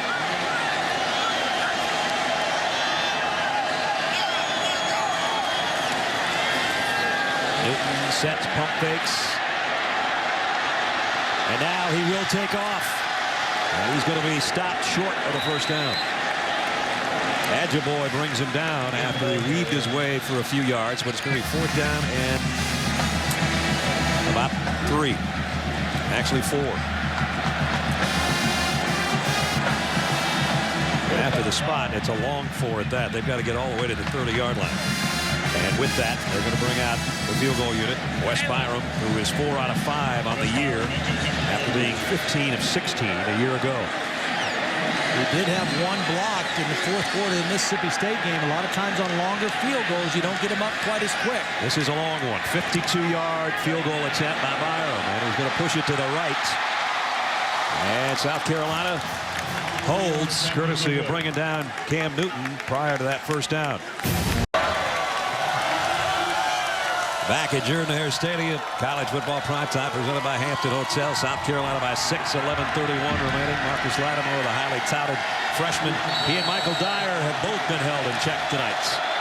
As you see, Lattimore flanking Stephen Garcia in the gun. Garcia with a couple of touchdown passes to Alshon Jeffrey tonight. He gives it to Lattimore, and again, Auburn waiting for him. And Zach Clayton made the stop.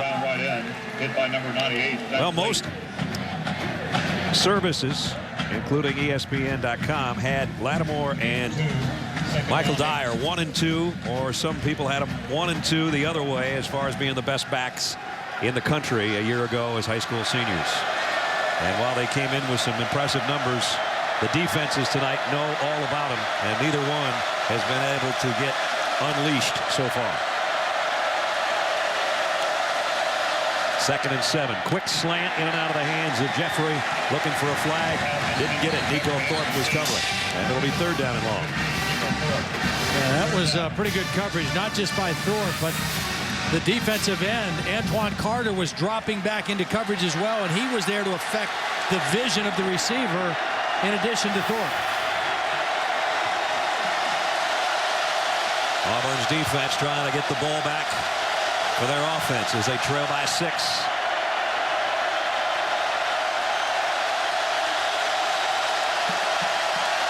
3 receivers to the top of the screen, including DeMarco, the slot man. Yeah, that's where they went the last 3rd down, in the middle. Garcia's in trouble. They might not go anywhere with this one. Ted Roof hasn't blitzed much tonight, but he sent Damon Washington, and it paid off. First 3 and out for South Carolina. Well, it looks like they're going to bring a lot of people, but they are only going to rush 3 guys. They're dropping linemen, or 4 guys are all that rush, but the outside man, McNeil, came unblocked, and he was there to get the sack. So they force Spencer Lanning to punt.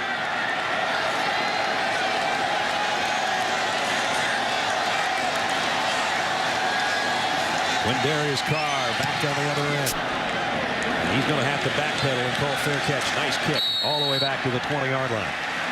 But Auburn has got it back courtesy of Damon Washington, who came off the corner to get to Stephen Garcia. And it'll give Auburn a chance offensively when we come back. ESPN's College Football Primetime, brought to you by Bank of America and Allstate. Dollar for dollar, nobody protects you like Allstate. Are you in good hands? The majority of Auburn's offense tonight's come from number 2, Cameron Newton, who started his career after being a star at College Park, Georgia, for the Florida Gators. When he found out that Tim Tebow was coming back for his final season, he chose to transfer to Blinn Junior College in Texas, and he led Blinn to the National Junior College Football Championship.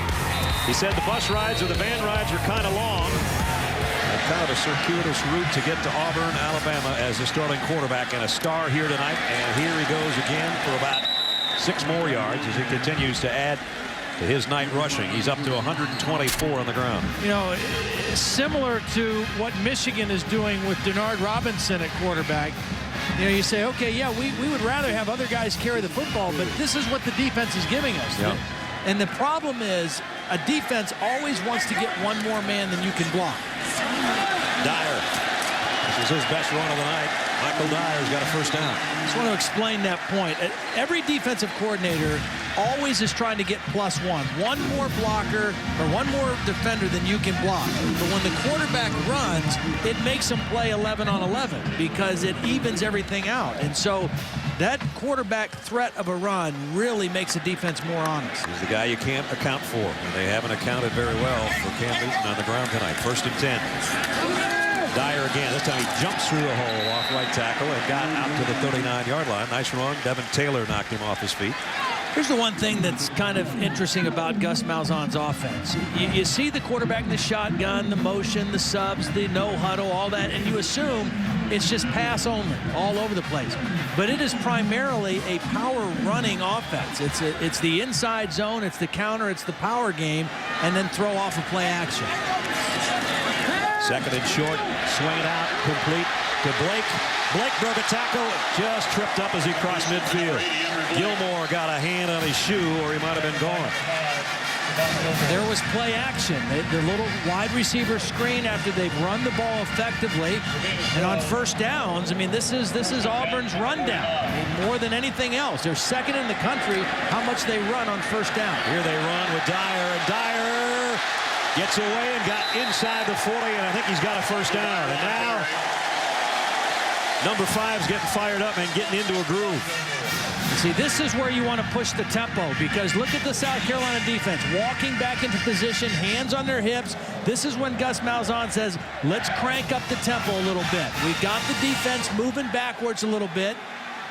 Now the defense is getting the help because they're going to measure, so the officials are calling timeout to measure and forcing Auburn to slow down. And you hear the boos from the Auburn fans because they wanted that tempo to just keep on cranking as they bring the sticks from the far side.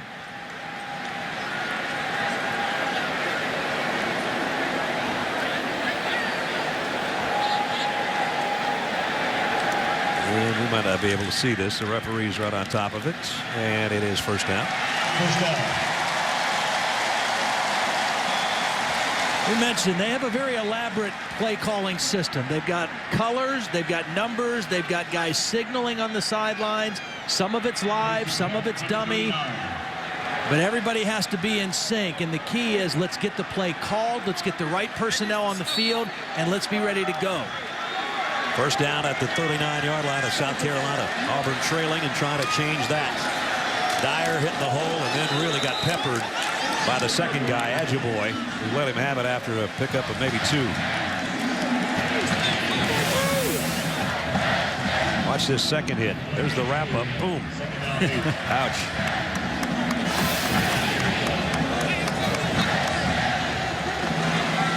So 2nd down along 8. And now they've got Dyer behind Newton in sort of a pistol formation.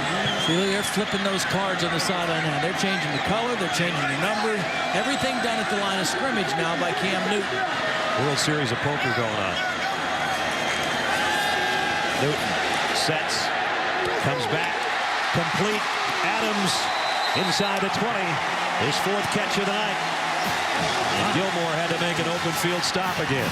Where in the world was Gilmore? I mean, he was so far away from Darvin Adams. And now Auburn in the red zone. First down at the 19-yard line. Quick snap. Straight up the middle is Dyer, and he's got it to the 13. Ronnie Holloman made the stop. See, look at Gus Malzahn. He's saying, go, go, go, go. We got them on their heels a little bit. Now's when we got a tempo. 2nd and 3. Dyer again. He's got a first down. He's got more than that. 1st and goal. Auburn. We talked to Ellis Johnson, the defensive coordinator at South Carolina.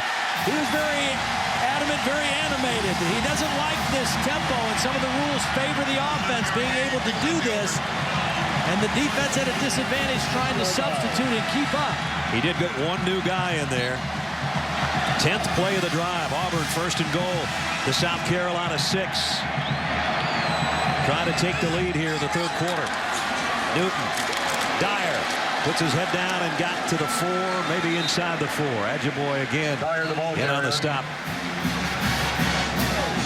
They haven't had to pass much. They've got it working, and there's Gus Malzahn saying, come on, let's go. He changes up his personnel. He brings in Fannin and Eric Smith.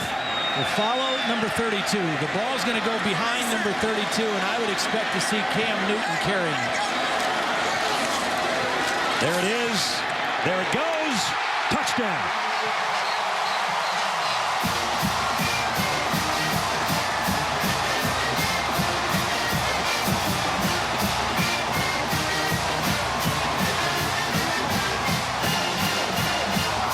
Third touchdown of the night rushing for Cameron Newton. And Auburn never took their foot off the gas pedal that entire drive. Byram for the lead. Up and good. 21-20 Tigers.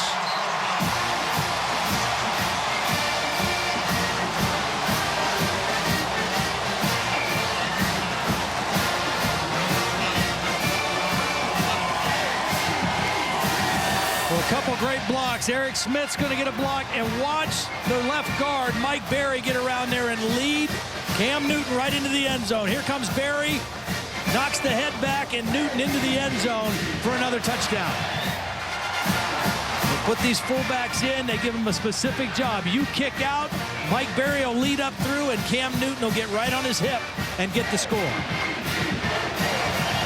And that scoring drive, 80 yards in 11 plays, 3 minutes and 46 seconds. And as we say in the South, the whole drive we were mashing the gas. Yeah, you could just feel that. When that team defense started putting their hands on their hips, it was time to go. Now 87,000 plus are into it.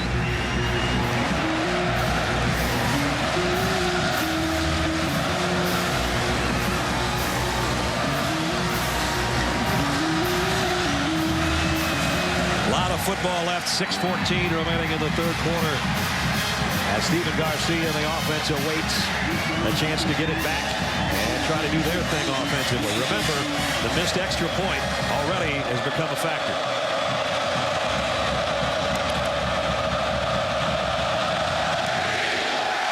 Byram's kick will take Culliver to the goal line.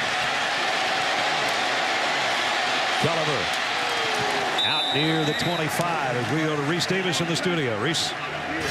All right, Brad, Oklahoma and Cincinnati. Bearcats down by 9. Just over a minute to go. Zach Tavares dump it out to Adrian Robinson. He'll go in and score for Cincinnati. They gave it to him. 31-29. Now the Bearcats need the onside kick with 58 seconds to go. Had a shot at it, and the Sooners come up with it and escape by 2. A near miss for the Big East.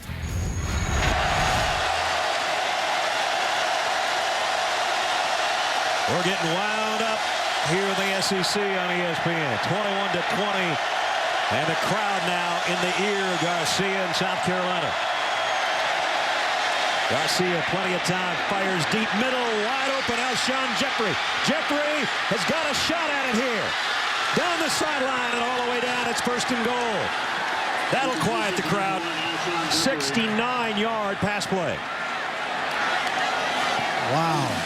Kind of an unusual play because the quarterback is rolling to the left. You don't normally expect an inside breaking route with a sprint out to that way, but that's exactly what Steve Spurrier called, and Jeffrey was wide open. And Garcia, rolling to his left, made a nice throw. So in one play, the Gamecocks have got it first and goal at the Tigers 6.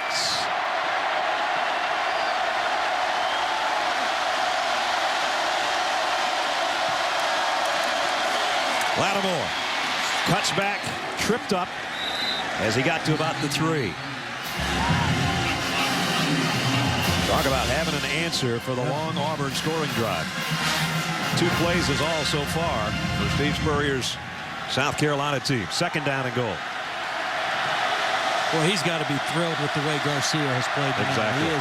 He has been mistake-free. I mean, he has taken care of the ball. He's made good decisions. He's been accurate. He's run when he's needed to. And now he's got a chance to put his team back on top. Second and goal, South Carolina at the Tiger 3. Trying to regain the lead. Garcia rolls to throw to the corner. Got his man. Touchdown. Torrey Gurley. 3-yard scoring toss. Garcia's third of the night. First of all, again, a nice job by Garcia catching the snap. It was another low lefter, and he wanted to roll to his right. So he catches the snap.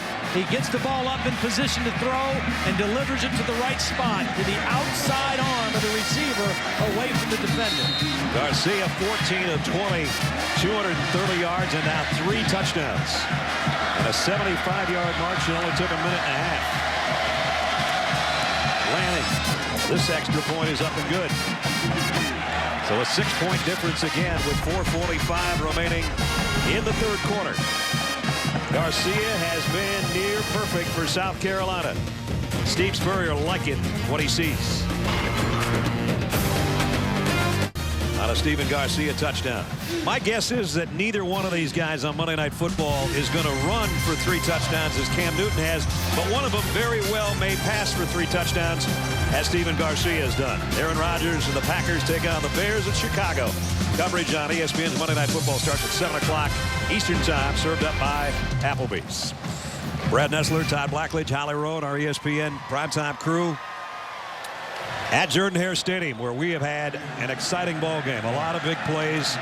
And moments ago, Garcia with his 3rd touchdown toss of the night. This one to Torrey Gurley. You know, and I think Steve Spurrier fully intended to play his other quarterback, Connor Shaw, tonight, but he's no dummy. I mean, his quarterback is hot and is in control of the game, and there's no sense messing with it right now. Jay Wooten to kick off.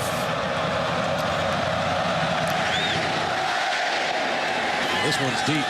Devon Washington right at the goal line. He's going to bring it. Got to the 20, and that's it. Let's check in with Reese Davis in the studio. Reese. Oh, Brad, I'm going to tell you, the Dogs in Georgia are going to be howling because Mississippi State, their version of the Bulldogs, putting a whipping on Georgia. Chris Relf, Arcito Clark, touchdown. Mississippi State's added another one. They're up 24-6 with just over a minute and a half to play. How good start of the season for Georgia's Dogs, huh? They lost to South Carolina. Thrilling game, really, but it was Marcus Lattimore that turned on the steam and helped South Carolina win that game. You saw the numbers of Cam Newton. So impressive tonight. Here he is with a quick toss out the flat to Blake. And Blake broke 1 tackle and actually got bounced forward by Josh Dickerson. Got positive yardage on the tackle. Let's see if Auburn goes back to hurry up again. They're at the line. They really like this Emory Blake, a freshman out of Austin, Texas. They think he's got a chance, or sophomore rather. They think he's got a chance to be a great player in this offense. We got 9. They get shoved forward. So about a yard shy of the first down. Play action. Newton on the corner. He's going to run with it, get the first down, and we'll get close to 10 more. Well, they've run that play 2 or 3 times, and he's hit Darvin Adams on the crossing route. That time, South Carolina was a little more ready for Adams crossing the field, and I think that was a great decision by Cam Newton to run it. Get the first down, get out of bounds, and move the chains again. And they do out to the 40-yard line. 139 yards on the ground for Cam Newton. This time, he'll swing it out. And Lutzenkirchen kept his hand down and picked up his first catch. Holly? You watch the communication system on the Auburn sideline with Coach Gus Malzahn. It is so complicated and intricate, guys. Thursday at practice, the coaches all had headsets on. They practice it because it's hard for them to go this quick and be this efficient.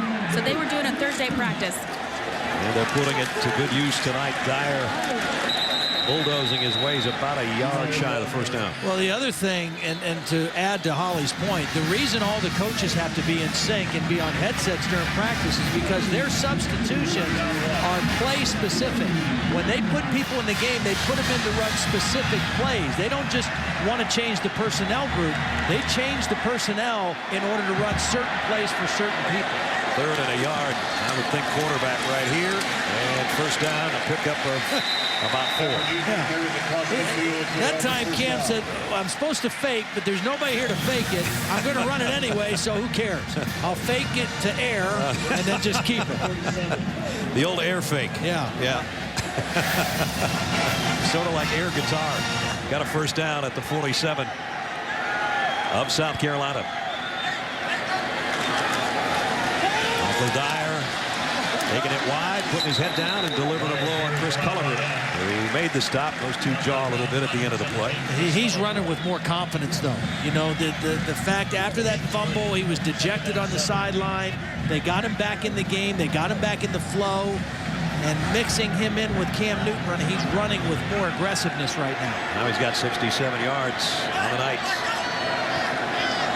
South Carolina showing blitz. Newton calmly looks back over those cards that Todd's been talking about. On a 2nd down and 7. Here comes the blitz. Newton fires. Incomplete. Darvin Adams had his hand on it. Culliver was covering.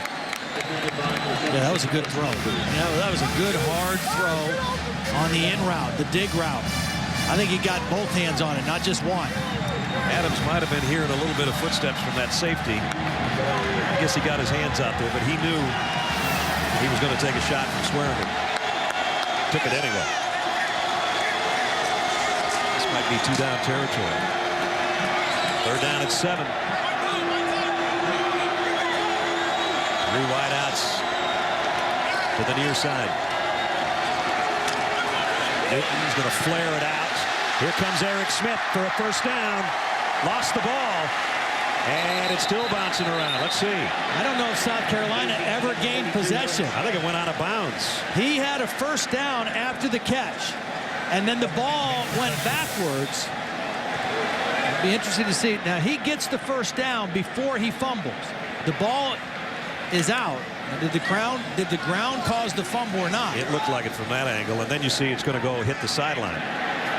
So the possession would be to the team that had it last, and that's Auburn.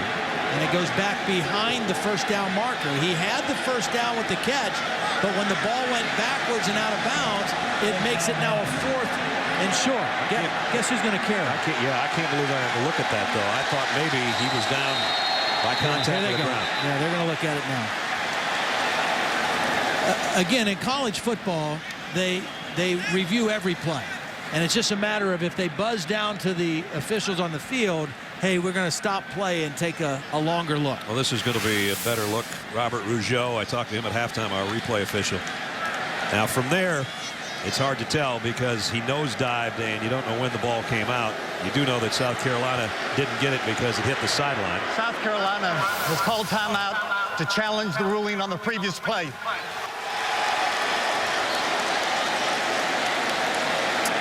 What would they be challenging? What would they be challenging? Because they never got possession of the ball. It went out of bounds.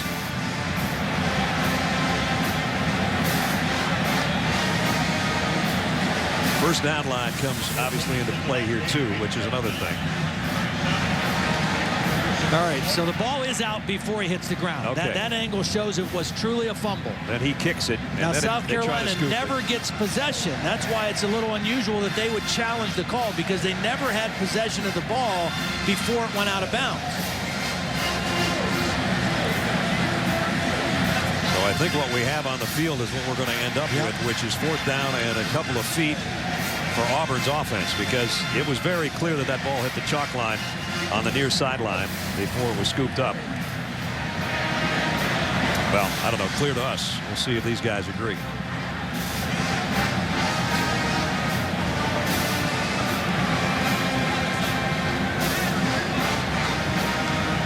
Steve and Gene can only wait. As mentioned, Robert Rougeau, our replay official tonight. Again, in the right-hand side, you're going to see the ball hit the sideline right there on the hop. And now it did come back into the field of play. Definitely was out, though. That part's for sure. And I think if they lose this challenge, they lose a timeout as well. After further review, the ruling on the field is confirmed. 4th down. So Steve loses one. has a half a smile and grimace on his face at the same time. Timeout. They also lose their challenge for the game. And they're done with challenges as well. Now it comes to Auburn on 4th down here. Now here's the only thing. Now I don't know that it'll make a difference on this short of a situation. The only thing about this offense, when your quarterback is in the shotgun the majority of the time, you take the ball off the line of scrimmage when you only need less than a yard. Now every now and then Auburn will go quick huddle and line up under center and try to snap it quick. They may do that right here. Instead of going into the shotgun, they may try to line up really quick and snap it quick and run a quarterback sneak.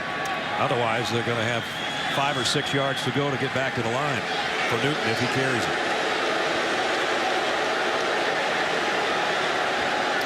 South Carolina has the ability to use their timeout at this point.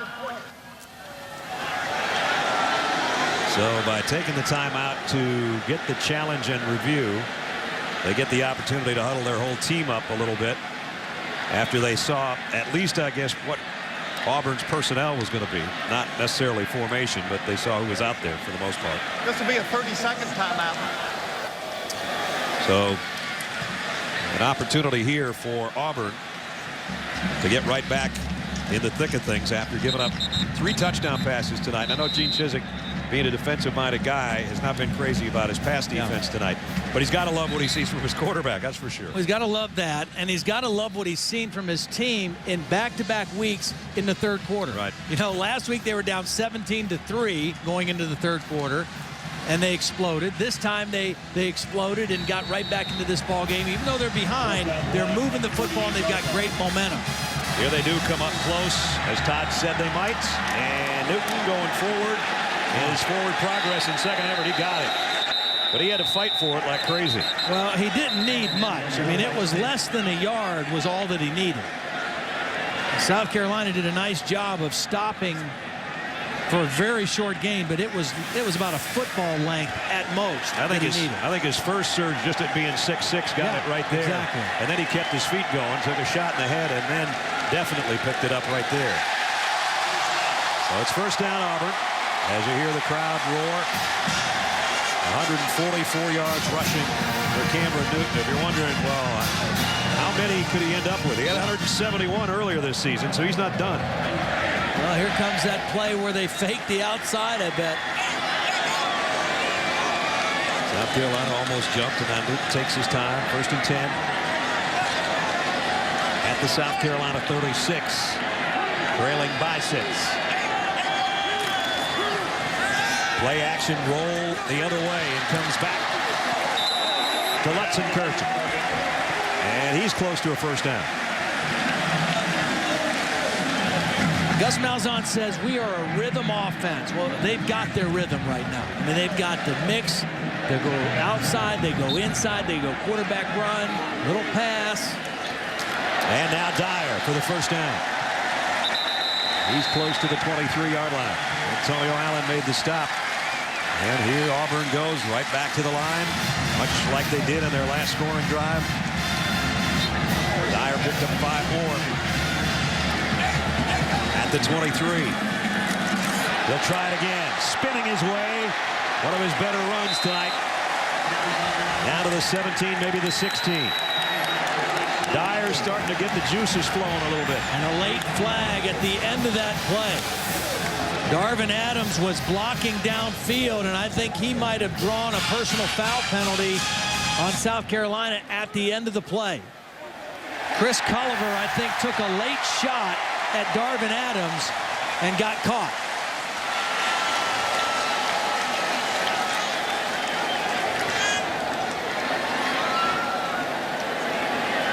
That would put it way down inside the 5-yard line, or close to it. After the play, personal foul, number 17, defense, half the distance to the goal, automatic 1st down. Half the distance inside the 10-yard line, I should have said, down to the 8. So it's 1st and goal. Mario Fannin back into the Auburn backfield. This looks like maybe a thing where you fake it to Fannin and keep on going, or just take it and run it yourself. And Newton got a yard, maybe 2. Let's check in with Holly.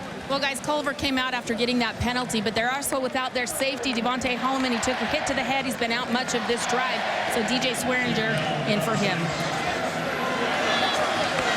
Second down and goal at the 7. 13-play drive so far. It's covered already 71 yards. Tigers looking for 7 more right here. Newton stands tall. And he's going to throw this one away. Good decision. It wasn't there early. That was a timing throw. It was well covered by South Carolina, and he does the smart thing. Throw it out of the back of the end zone. Remember, this guy, he played a whole year at Blinn Junior College, but that's a long way from the SEC. He's Yes, not started many games as a college quarterback. Growing on the job. 3rd and goal, Auburn.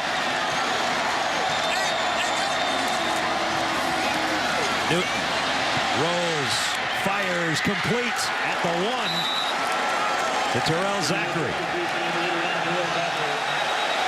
Well, the fans aren't going to be happy on the left side of the field because a yard away on the right side of the field is where they're cheering. We got to switch ends. Auburn a yard away from taking the lead. Will they? We'll find out when the 4th quarter opens up in a minute.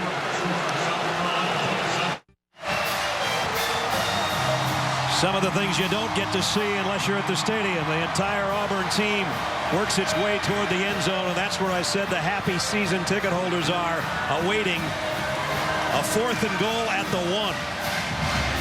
78 yards so far in 15 plays. The biggest one is 2 feet away from the goal line right here. I like the call. You got a whole quarter to play. Even if you don't score here, your defense starts with South Carolina on the 1. Newton, touchdown. I don't think Flags are down. Yeah, that was illegal motion. The line moved. There were a couple guys that moved before the snap, and this is going to back it up. Snap, false start, right tackle, 5-yard penalty, 4th down. Brandon Mosley. Now do you kick the field goal? Yeah, you have to kick it now. Now you kick it because you're down 3 if you make the field goal. At the 1, you go for it. If you don't make it, you play defense on the 1-yard line. They didn't give a number, so I'm not going to blame Brandon Mosley completely. It might have been somebody else on that side. 23-yard field goal attempt by Wes Byram to try to make it a field goal game. From the right hash, Byram's kick hit the upright, and it comes out. Oh, disaster for Auburn. First they thought they'd get a touchdown, and now they miss a field goal.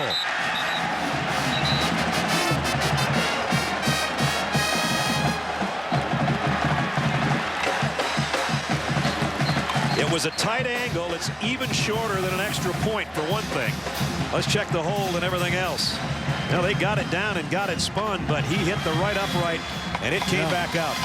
That's the problem when you get that close. It's actually closer than an extra point, and the angle is so dynamic. And he just hit it right in the middle of that right post. Not enough room to hook it in there. Nope. So 2 misfires. The misfire on the penalty that stopped the touchdown, and the missed kick. Yeah, we got a whole quarter to play. A lot of football left. Garcia, he's going to take off. Well, he's not taking off anywhere. Actually broke a tackle, and he moves out. Ball is out. Auburn, I think, has got it.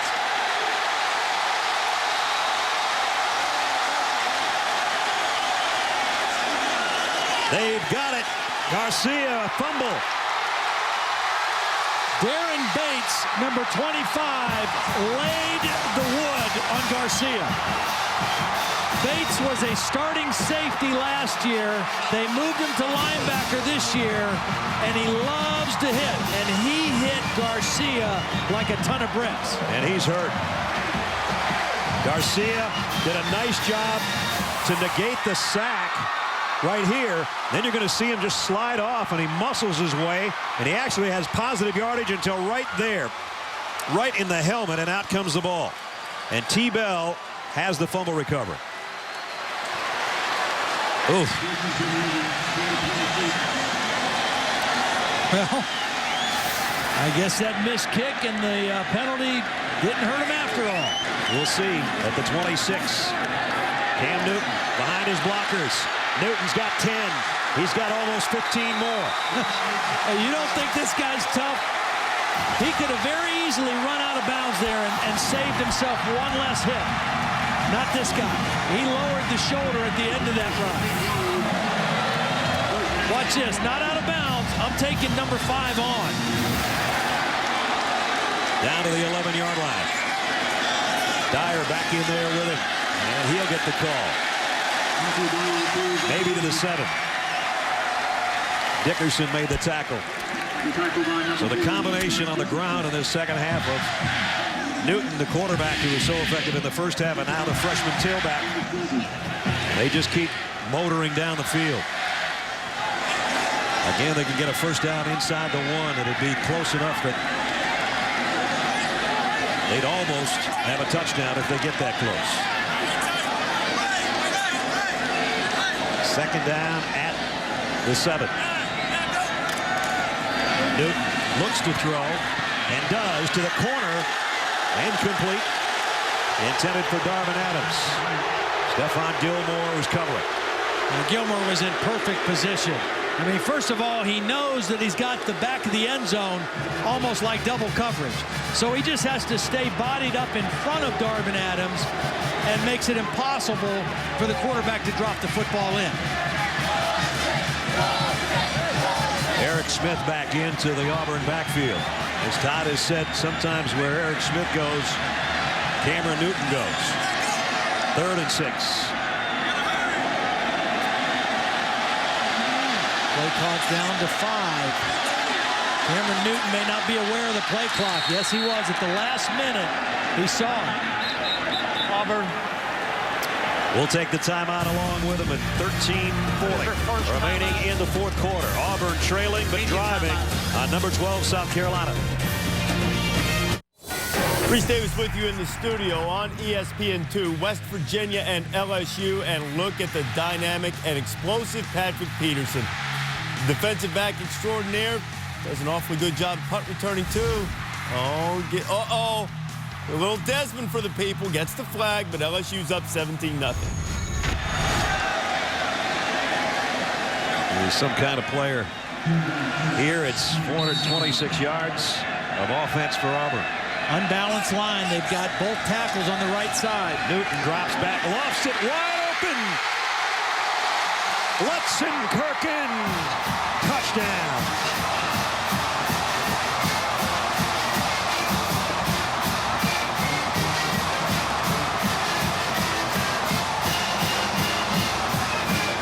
Philip Lutzenkirchen with the longest name in Auburn history. This time a 7-yard touchdown.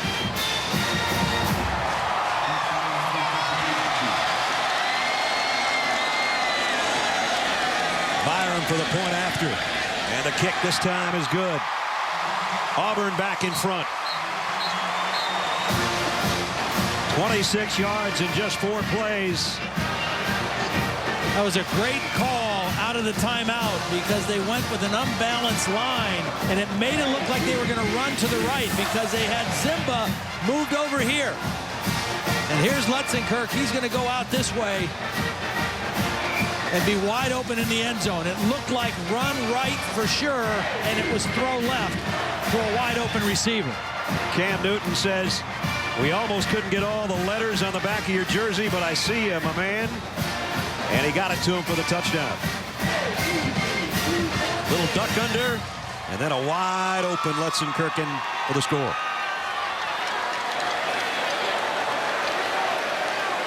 Well, once again, that missed extra point from South Carolina. Yep. Still hanging out there. The last time South Carolina scored, Steve Spurrier opted to just kick and not go for 2. At some point, he may have to go for 2. Garcia's got his helmet back on, even though Connor Shaw had warmed up a little bit. But Holly told us during the break from the sideline he's set to go.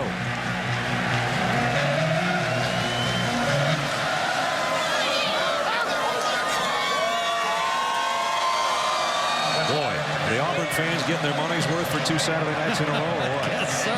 Overtime against Clemson, and now a 1-pointer against South Carolina. Auburn trying to keep pace in the West with Alabama, as the Tide had to come from behind at Fayetteville today to beat the Razorbacks. Byram's kick.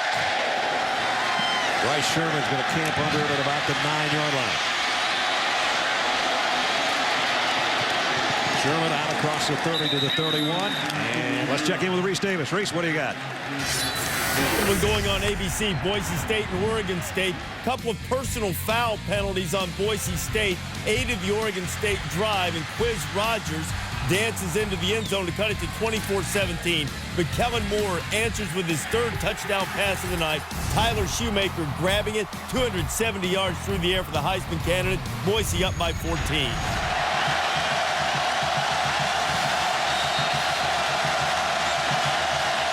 The crowd right in Stephen Garcia's ear. First down, Gamecocks trailing by 1. Garcia ran with it last time and took a big hit. This time he got 9. He's not afraid to stick his nose back in there. Garcia, first 3 games of the season. We talked about the completion percentage. Tonight, 230 yards, no interceptions, 3 touchdowns. Yeah. He's played a fabulous ball game, and even the fumble, you can't really say it was a mistake because he was fighting for yards. It was just the first negative play he's had all night. And he comes right back and runs on the first play back. For 9 yards, 2nd and 1. Here he goes again, and he's got a big opening off the right side doing his Cam Newton imitation. And he's out to the 46-yard line. 15 more yards for Garcia. The other quarterback, Connor Shaw, is really the better runner. He's got more speed, but that's the zone read play. And when they crash down, the quarterback's responsibility is to keep the football. And Garcia is a good runner, but Connor Shaw is an excellent runner. Connor Shaw, true freshman out of Flowery Branch, Georgia. His brother J-Bo played at Georgia Tech before transferring to Georgia Southern this year. 1st and 10 at the 45. Lattimore. Tough inside run. Might have gotten 3. Josh Bynes in on the stop defensively. Marcus Lattimore, it hasn't been easy tonight for anything he's got. Guy that almost came to Auburn. We talked about it earlier. Final 2 choices were Auburn and South Carolina. Decided to stay in his home state. He's out of Duncan, South Carolina. And just not much there for him tonight. But his impact is felt. I mean, his presence, even though he doesn't have the numbers, opens up things for other people. 2nd down and 8. He's behind Garcia here in the shotgun. They're going to flare it out to him. Makes the catch, cuts back to the inside. He's short of the first down.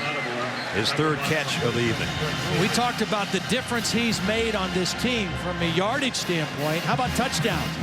He gained his 6th touchdown in the game tonight. Right. The leader for 12 games last year for South Carolina only had 5. So, I mean, he's already surpassed the best they had last year running it and scoring it.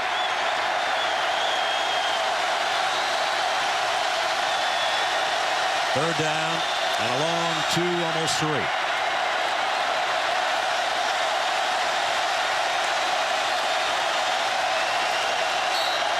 Oh, flags are down. Snap was strange.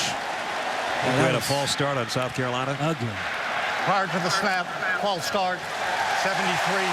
Offense, 5-yard penalty. Vicious. Watkins, the right guard. Well, it took so long. These linemen, when they have their hand on the ground, they don't like to wait that long. 3rd and 3, they're expecting to fire off the ball and get a first down, and Garcia is trying to change the play, and they're just waiting and waiting and waiting. Now, instead of 3rd and 3, it's 3rd and 8. Sort of like getting a racehorse in a starting gate. Yeah. They don't like hanging around until the 13th horse gets in. Let's go. 3rd and 8. Getting noisy here in Auburn.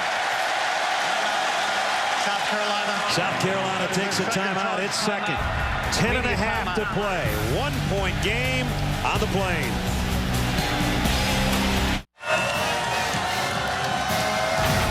ESPN's College Football Primetime is presented by Hampton Hotels. At Hampton, we love having you here. And in part by the Capital One Cup. To learn more, go to CapitalOneCup.com. Sunday Night Baseball, a hunt for October, continues on ESPN tomorrow. The Red Sox in New York to take on the Yankees. They beat them today. I guess crazier things have happened, but we'll wait and see. Sunday Night Baseball presented by Taco Bell, 8 o'clock Eastern tomorrow night. What a huge penalty that 5 yards was. Changes the dynamics of what South Carolina wants to do. Now they're in the shotgun on 3rd and long. Garcia rolling to throw. May not get to. He won't. Ball is out. Fumble.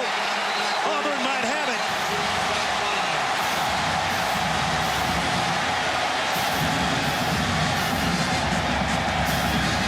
Still no signal. Now we get one. Second fumble by Garcia in this quarter. Both times he's trying to extend the play. Second effort, trying to make something happen. This time Josh Bynes is the guy that's going to rip the ball out. He just rips the football out, and underneath the pile, Mike Blanc is in there fighting for it, number 93. Bynes with the strip and Blanc with the recovery. But again, that penalty was huge. It took them out of a run situation at 3rd and 3, forced them into a definite pass. Auburn got pressure and ultimately got the turnover. So what was a brilliant night for the South Carolina quarterback being scrutinized by the head coach, obviously, now after 2 fumbles. And sometimes when you say Stephen before you say Garcia, you say much maligned, because Steve Spurrier, as we know, is hard on quarterbacks. But he had an almost perfect night going for his quarterback until the last 5 minutes. And I think he had a guy open for the first down. Watch as he rolls to the left. There's a guy breaking to the outside that is open, right? There, he's open if he throws the football, but he held on to it. He didn't like what he saw, and at the end of the play, he loses the football. Meanwhile, Auburn's got it just shaded on their side of midfield with a 1-point lead, and we're under 10 minutes. Cam Newton gives it off to McCaleb. McCaleb got a block on the corner, and he got a first down. The only thing he'd like to do is not have run out of bounds, but he picked up 9, and he has got some speed on the outside. 8-yard average for Terry McCaleb. Worked like crazy all off-season trying to bulk up to get to about 175 pounds if he's lucky. This guy doesn't have a problem with size. He's just short. Michael Dyer, all 215 pounds of him straight ahead. And boy, has he had a nice second half in this football game. Running with authority. You know, he's only 5'9", but he's 215 pounds. I mean, he is solid and hard to tackle because he's so low to the ground. Travian Robertson is the guy down, defensive tackle for South Carolina. There you see that poured together body of Michael Dyer.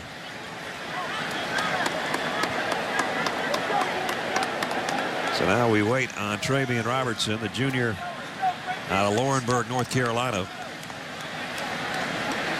Part of that head-on collision. Well, we thought Michael Dyer would become more of a factor in the game tonight. He had 16 carries last week against Clemson. He's got 21 now so far in the ball game. He's becoming more and more their feature guy from the tailback position.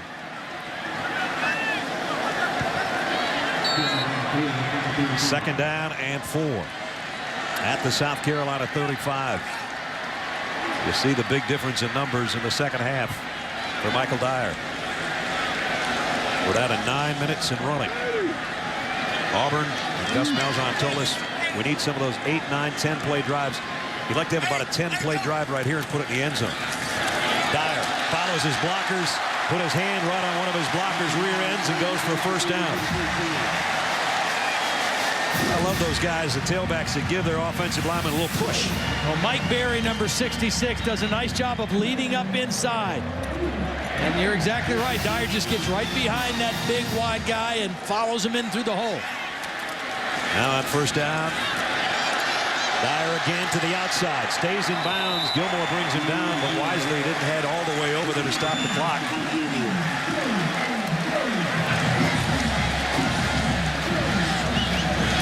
Maybe they did say he went out of bounds. I don't think he did. No, they wind the clock now as they move inside the 25-yard line. And Auburn came in leading the conference in rushing, and they've done it again tonight with 316. This guy's done a lot of it. Cam Newton. Oh, what a stiff arm. Didn't get the first down, but Tony Straughter got him some in the face. Much like Terrell Pryor, 6'6" and 245 pounds. Watch the stiff arm coming from the quarterback. So here, take some of that with you. Well, this is a huge play right here for the South Carolina defense. 3rd and short. They've got to be clued in to Cam Newton as a runner, probably even more than a thrower on this play. Here they come up with that short yardage group again under center, but it's a pitch to the outside. McCaleb looking for a Cody Burns block, and he got just another one to easily get the first down. That is 28 first downs for Auburn tonight. And that matches their score, and they lead by 1. Well, they give a little bit of an inside fake and then pitch it outside quickly, and McCaleb, that's his bread and butter, man, getting it to the perimeter and using his speed. Mario Fanta comes in to the backfield along with Eric Smith. They flank Cam Newton, who's just going to keep the football, get what he can in the middle of the field for a couple. And this is where you would expect Auburn. They might want to show that hurry-up group and stand at the line, but they might want to take all the time they can, too, before they snap it. Right. Yeah, this is where you don't necessarily want tempo. Or the tempo you want is to let the clock be your friend, and that's exactly what they're doing. No passes, all runs on the drive. Doubt that you're going to see one here either. 2nd down and 7. Newton talking to Dyer in the backfield. Well, they are going to throw. Out to Blake. Sidesteps one. He's got it. All the way to the goal line. That's a touchdown. Touchdown.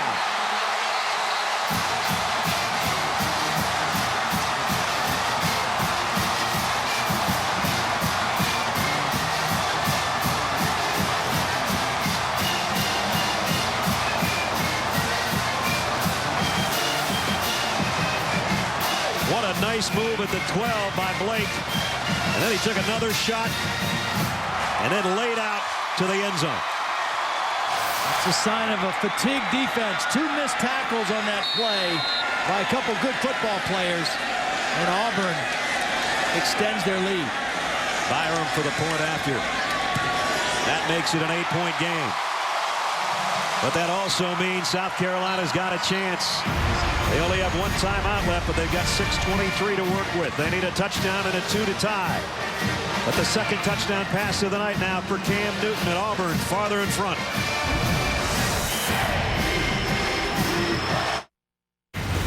Reese Davis with you. SportsCenter right now brought to you by Discover the Texas Rangers, clinching the American League West, first playoff appearance since 1989. Jorge Cantu hit the game winner against the A's. Rangers going to the postseason. Good Texas baseball, bad for Texas football. The number 7 Longhorns hammered by UCLA 34-12, the worst home loss under Mac Brown. SportsCenter coming up after the game.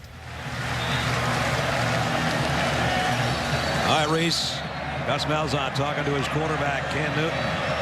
158 yards and 2 touchdowns in the air, 167 yards and 3 touchdowns on the ground. Gee, I wonder who the SEC Offensive Player of the Week might be.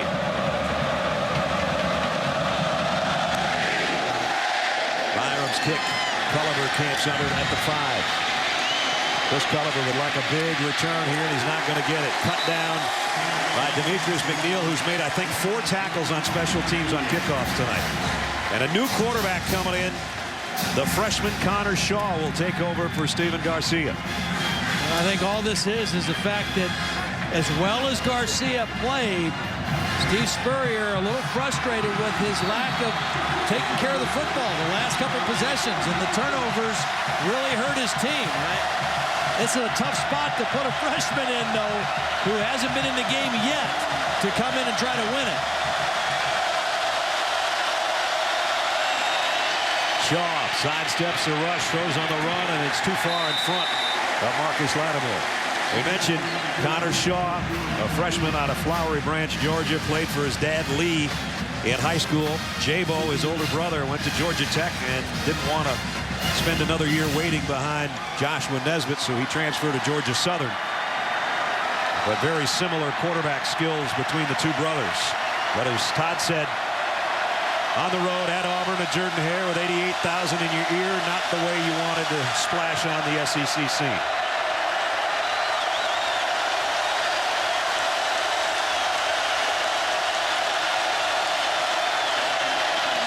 Here comes pressure. He got rid of it down the middle and got his man, Alshon Jeffrey.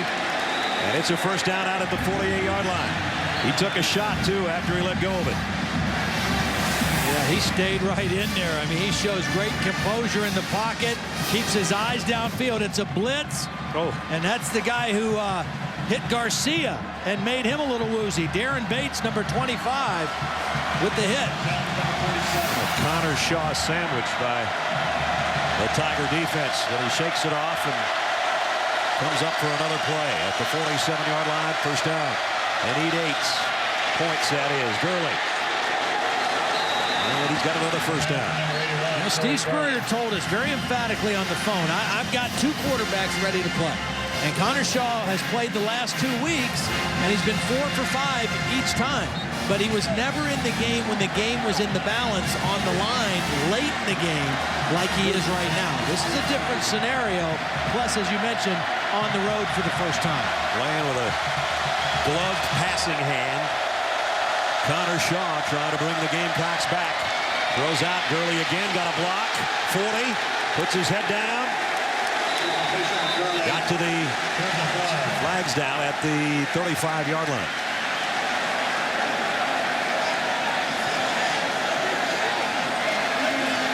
It's a holding call on the offense. That's coming back. I wonder who they called it on. I thought it was a great block by DeMarco. If that's who they call it on, I'm not sure this was a block in the back. Illegal block in the back. Number 47 offense. 10-yard penalty. First down. That's the guy you're talking about. I thought DeMarco was in perfect position. Watch number 47, and the guy turned on him. Oh, I don't know. That's pretty iffy. At any rate, the ball's all the way back in South Carolina's end of the field now. At the 48-yard line. 3 wideouts for Connor Shaw. In relief of Steven Garcia. Under 5 minutes to play. Shaw scrambling, and he's going to keep this all the way. Oh, puts another big shot. Damon Washington hit him low. Somebody else got a piece of him in midair.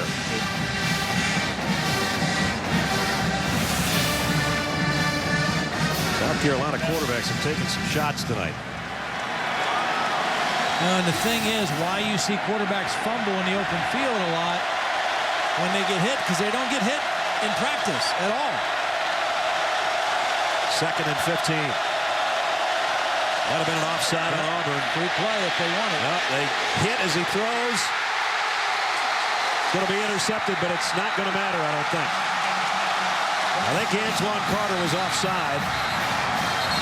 And Antoine Carter's also the guy that made that football flutter. So celebrating, Auburn defensive players are still celebrating back at about the 35-yard line. They don't know about the flag. And this call from Tom Ritter. Offside. Number 45 defense. 5-yard penalty. Second down. Well, here's Antoine Carter right here. He's going to get off the ball too soon. A big break for South Carolina and Connor Shaw. They get another chance now. At the 38-yard line. 2nd down and 10. South Carolina needs 8 points to tie with less than 4 minutes to work and 1 timeout. Low snap. Shaw fires and got his man down to the 25. It's Alshon Jeffrey again. Well, did you Shaw threw a bullet right there? He did, and did you see how Alshon Jeffrey protected the ball and himself? He knew he was going to get hit. Shaw fields the bad snap. Now watch Jeffrey use his body and just shield himself in the ball, knowing that there was going to be a major collision there. Great job by a receiver protecting the football. 18-yard pickup Jeffrey trots back out to the near side. South Carolina at the Tiger 25.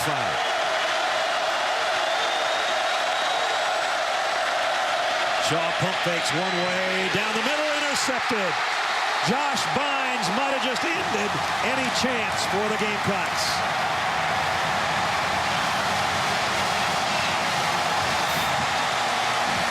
The veteran quarterback looks on. The freshman quarterback makes a mistake.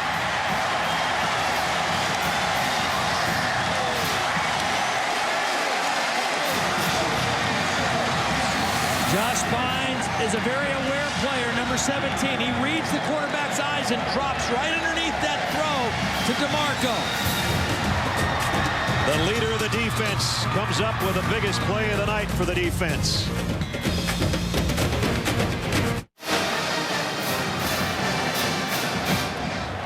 College football primetime presented by Hampton Hotels. Josh Bynes has just picked off Connor Shaw.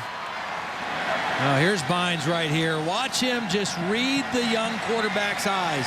Ted Ruth, the defensive coordinator, said that Bynes is the most aware player that he's ever coached. I mean, that is a great compliment for a defensive player. He knows where everybody's supposed to be, studies film, studies tendencies. Josh serving his internship right now before graduating in child services, deals with a lot of underprivileged kids and kids that have other personal problems. I said, I would imagine they'd listen to you. Well, maybe after that play, a few more will take notice, huh? He is a very engaging young man to talk to and a great linebacker, and he just proved it on that last play. So, second down and a long 5 coming up.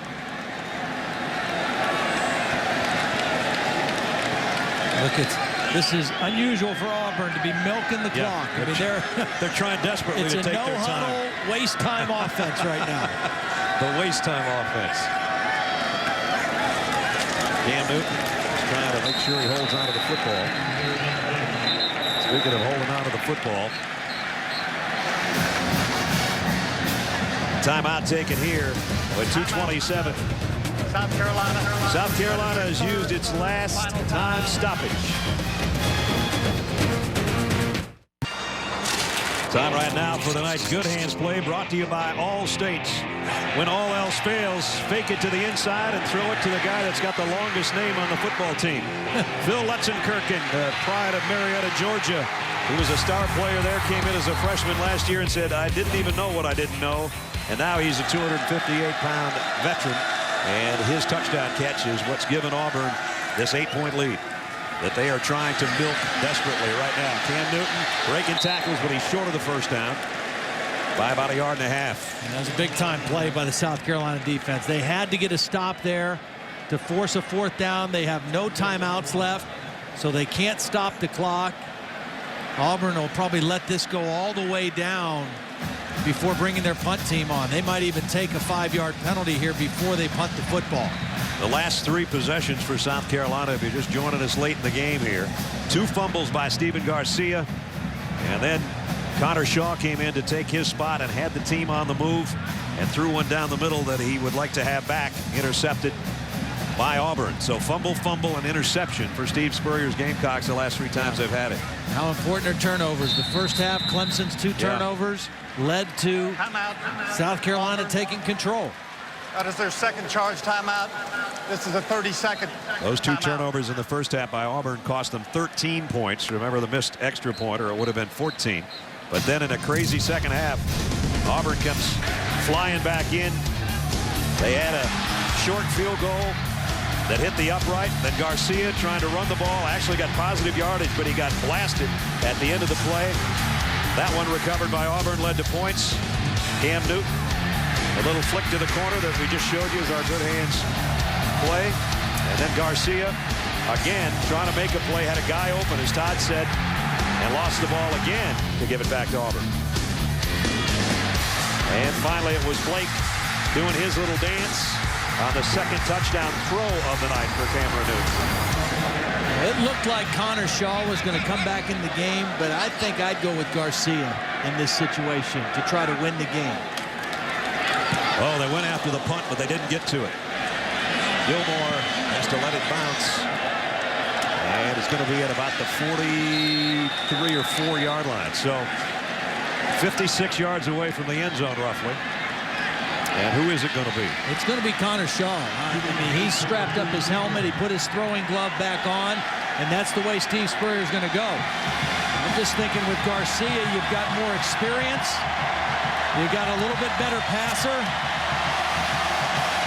And a guy who's been in tighter situations maybe as a college player. But Steve is going with Connor Shaw to try to tie this football game up. Second crazy Saturday night in a row on the plains of Auburn. Shaw, and again trying to do that little wheel route out of the backfield with Lattimore, and both times he's been too far in front of him. He took a shot from Nick Fairley, too. Auburn thinking pass all the way here. Nick Fairley, who's been pretty quiet since the early goings of this game, got in there quickly and put a nice hit on Connor Shaw. Remember, South Carolina has no timeouts.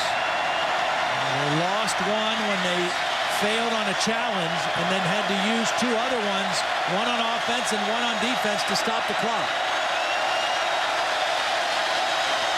First downs will temporarily stop the clock if they can get some. Shaw scans the field, lofts it, and got his man. Wow, and then a big hit. That's going to be 15 more. Jason Barnes. But there's a flag in the backfield as well. There was a flag that was thrown right away at the snap. And then the last flag was definitely for a late hit out of bounds. The first penalty will be the one that's interesting here.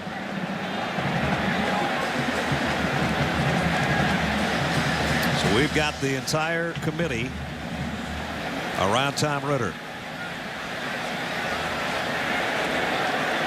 There's just a hush in the stadium right now that it's been rocking since about 6:30 local time.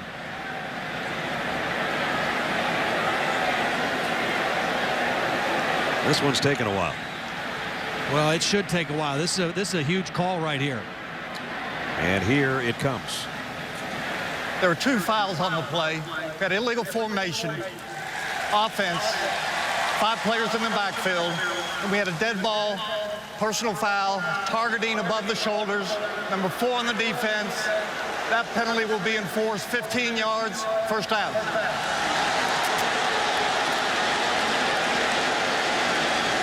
So the one by Zach Etheridge takes precedence. Just a different way of saying this year, 5 in the backfield means you don't have enough guys on the line of scrimmage. Right. So Then watch the hit at the end. The catch, and then number 4 goes to number 4's head. Yeah. And you know, Zach Etheridge, who suffered a neck injury last year, and he's lucky he's walking.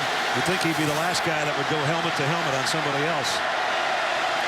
Anytime you target above the shoulders with an arm, shoulder, forearm, helmet, that's a new emphasis of the rule this year. The drive is alive for the Gamecocks. 1:14 remaining. Shaw sidesteps the rush again. Throws on the run and got it to Jeffrey. And Alshon Jeffrey's got a first down at about the 26-yard line. I thought he was about to throw another pick. He was throwing into traffic. He did a nice job of getting away from the initial pressure. Here comes Antoine Carter that forces him out of the pocket. And Jeffrey able to just go up and snatch it. Todd, that's his 8th catch of the night. They are utilizing their all-conference wide receiver number 1, who's up to the top of your screen. 1st and 10 at the 26. Clock moving. South Carolina's got to hustle. Connor Shaw flushed again out of the pocket. Got a big block, and he got what he could and got out of bounds. Somebody got Josh Bynes on a block. I think it was Marcus Lattimore. Well, that's a guy who does a little bit of everything. Josh Bynes in pursuit. Lattimore comes and gets a big-time block. Wow. To get his quarterback to the edge and out of bounds to stop the clock. Just as important. 39 seconds left. 2nd and short. That may not be as important as what's remaining, which is 18 yards to the end zone, and then a needed 2-point conversion. The only reason the 2nd and short's important is because if they get the first down, the clock will stop until they reset the chains. Again, no timeouts. Shaw gonna loft it to the corner to Jeffrey. Almost caught it, and it's intercepted by Demond Washington, and it's over.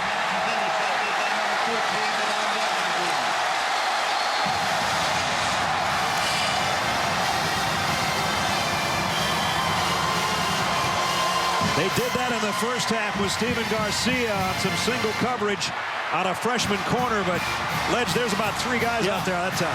But Jeffrey had the football. He went up and got it, and I think Zach Etheridge with a hit right at the end knocked the ball loose, and Washington came up with it. Jeffrey had both hands on the football, but Etheridge was there to make contact and take away his concentration. And for Gene Chizik, in just his second year as head coach at Auburn, back-to-back thrillers on their home field. Last week, overtime, there's Ted Roof embracing the guy that just ended it, Demond Washington, and now Cam Newton can take a knee. Auburn will take a big home win. Cam Newton even hugged the referee. He's a happy guy. And that one, not so happy. Heck of a ball game, though.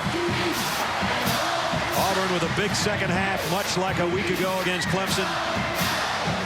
And they're going to win it 35-27. So Steve Spurrier's Gamecocks will fall to 3-1 overall, 1-1 in conference play. Steven Garcia was brilliant through about 3 quarters, had a couple of mistakes that got him pulled out of the ball game, and his replacement, the freshman quarterback, threw back-to-back interceptions on consecutive drives. The last one finishes it off and puts Auburn in there with Alabama and LSU undefeated. Let's go down to Holly. Well, Cam, in the first half, you guys are down 20-7. Again, what was going through your mind? We just got to keep fighting.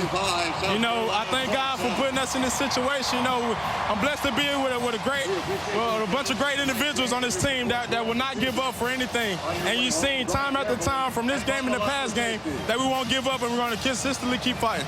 How were you able to be so effective running the football? I'm just following behind those big nasties. I mean, they expected me to do their job, do my job, and I'm expecting them to do theirs. And everybody has a responsibility, and I have to live up to my responsibility. After your own first half turnovers, your defense came through and created some in the second half. How did that turn the game? Everybody's sticking together. You know, Coach Chizik said it was going to be a fight and a battle, but you know, we're going to face adversity, but we can't give up, and we got to stick together no matter what. Thank you. Thank you. And Todd, he followed those big nasties for 176 yards and 3 more touchdowns. Yeah, all told, this was Cam Newton's best game by far. 334 yards of total offense, 5 touchdowns, the best player on the field tonight. Final score, Auburn 35, South Carolina 27. Don't forget, stay tuned, coming up next on ESPN Sports Center. This has been a presentation of ESPN, the worldwide leader in sports. For Todd and Holly, our entire crew, I guess they're yelling War Eagle here at Jordan-Hare Stadium.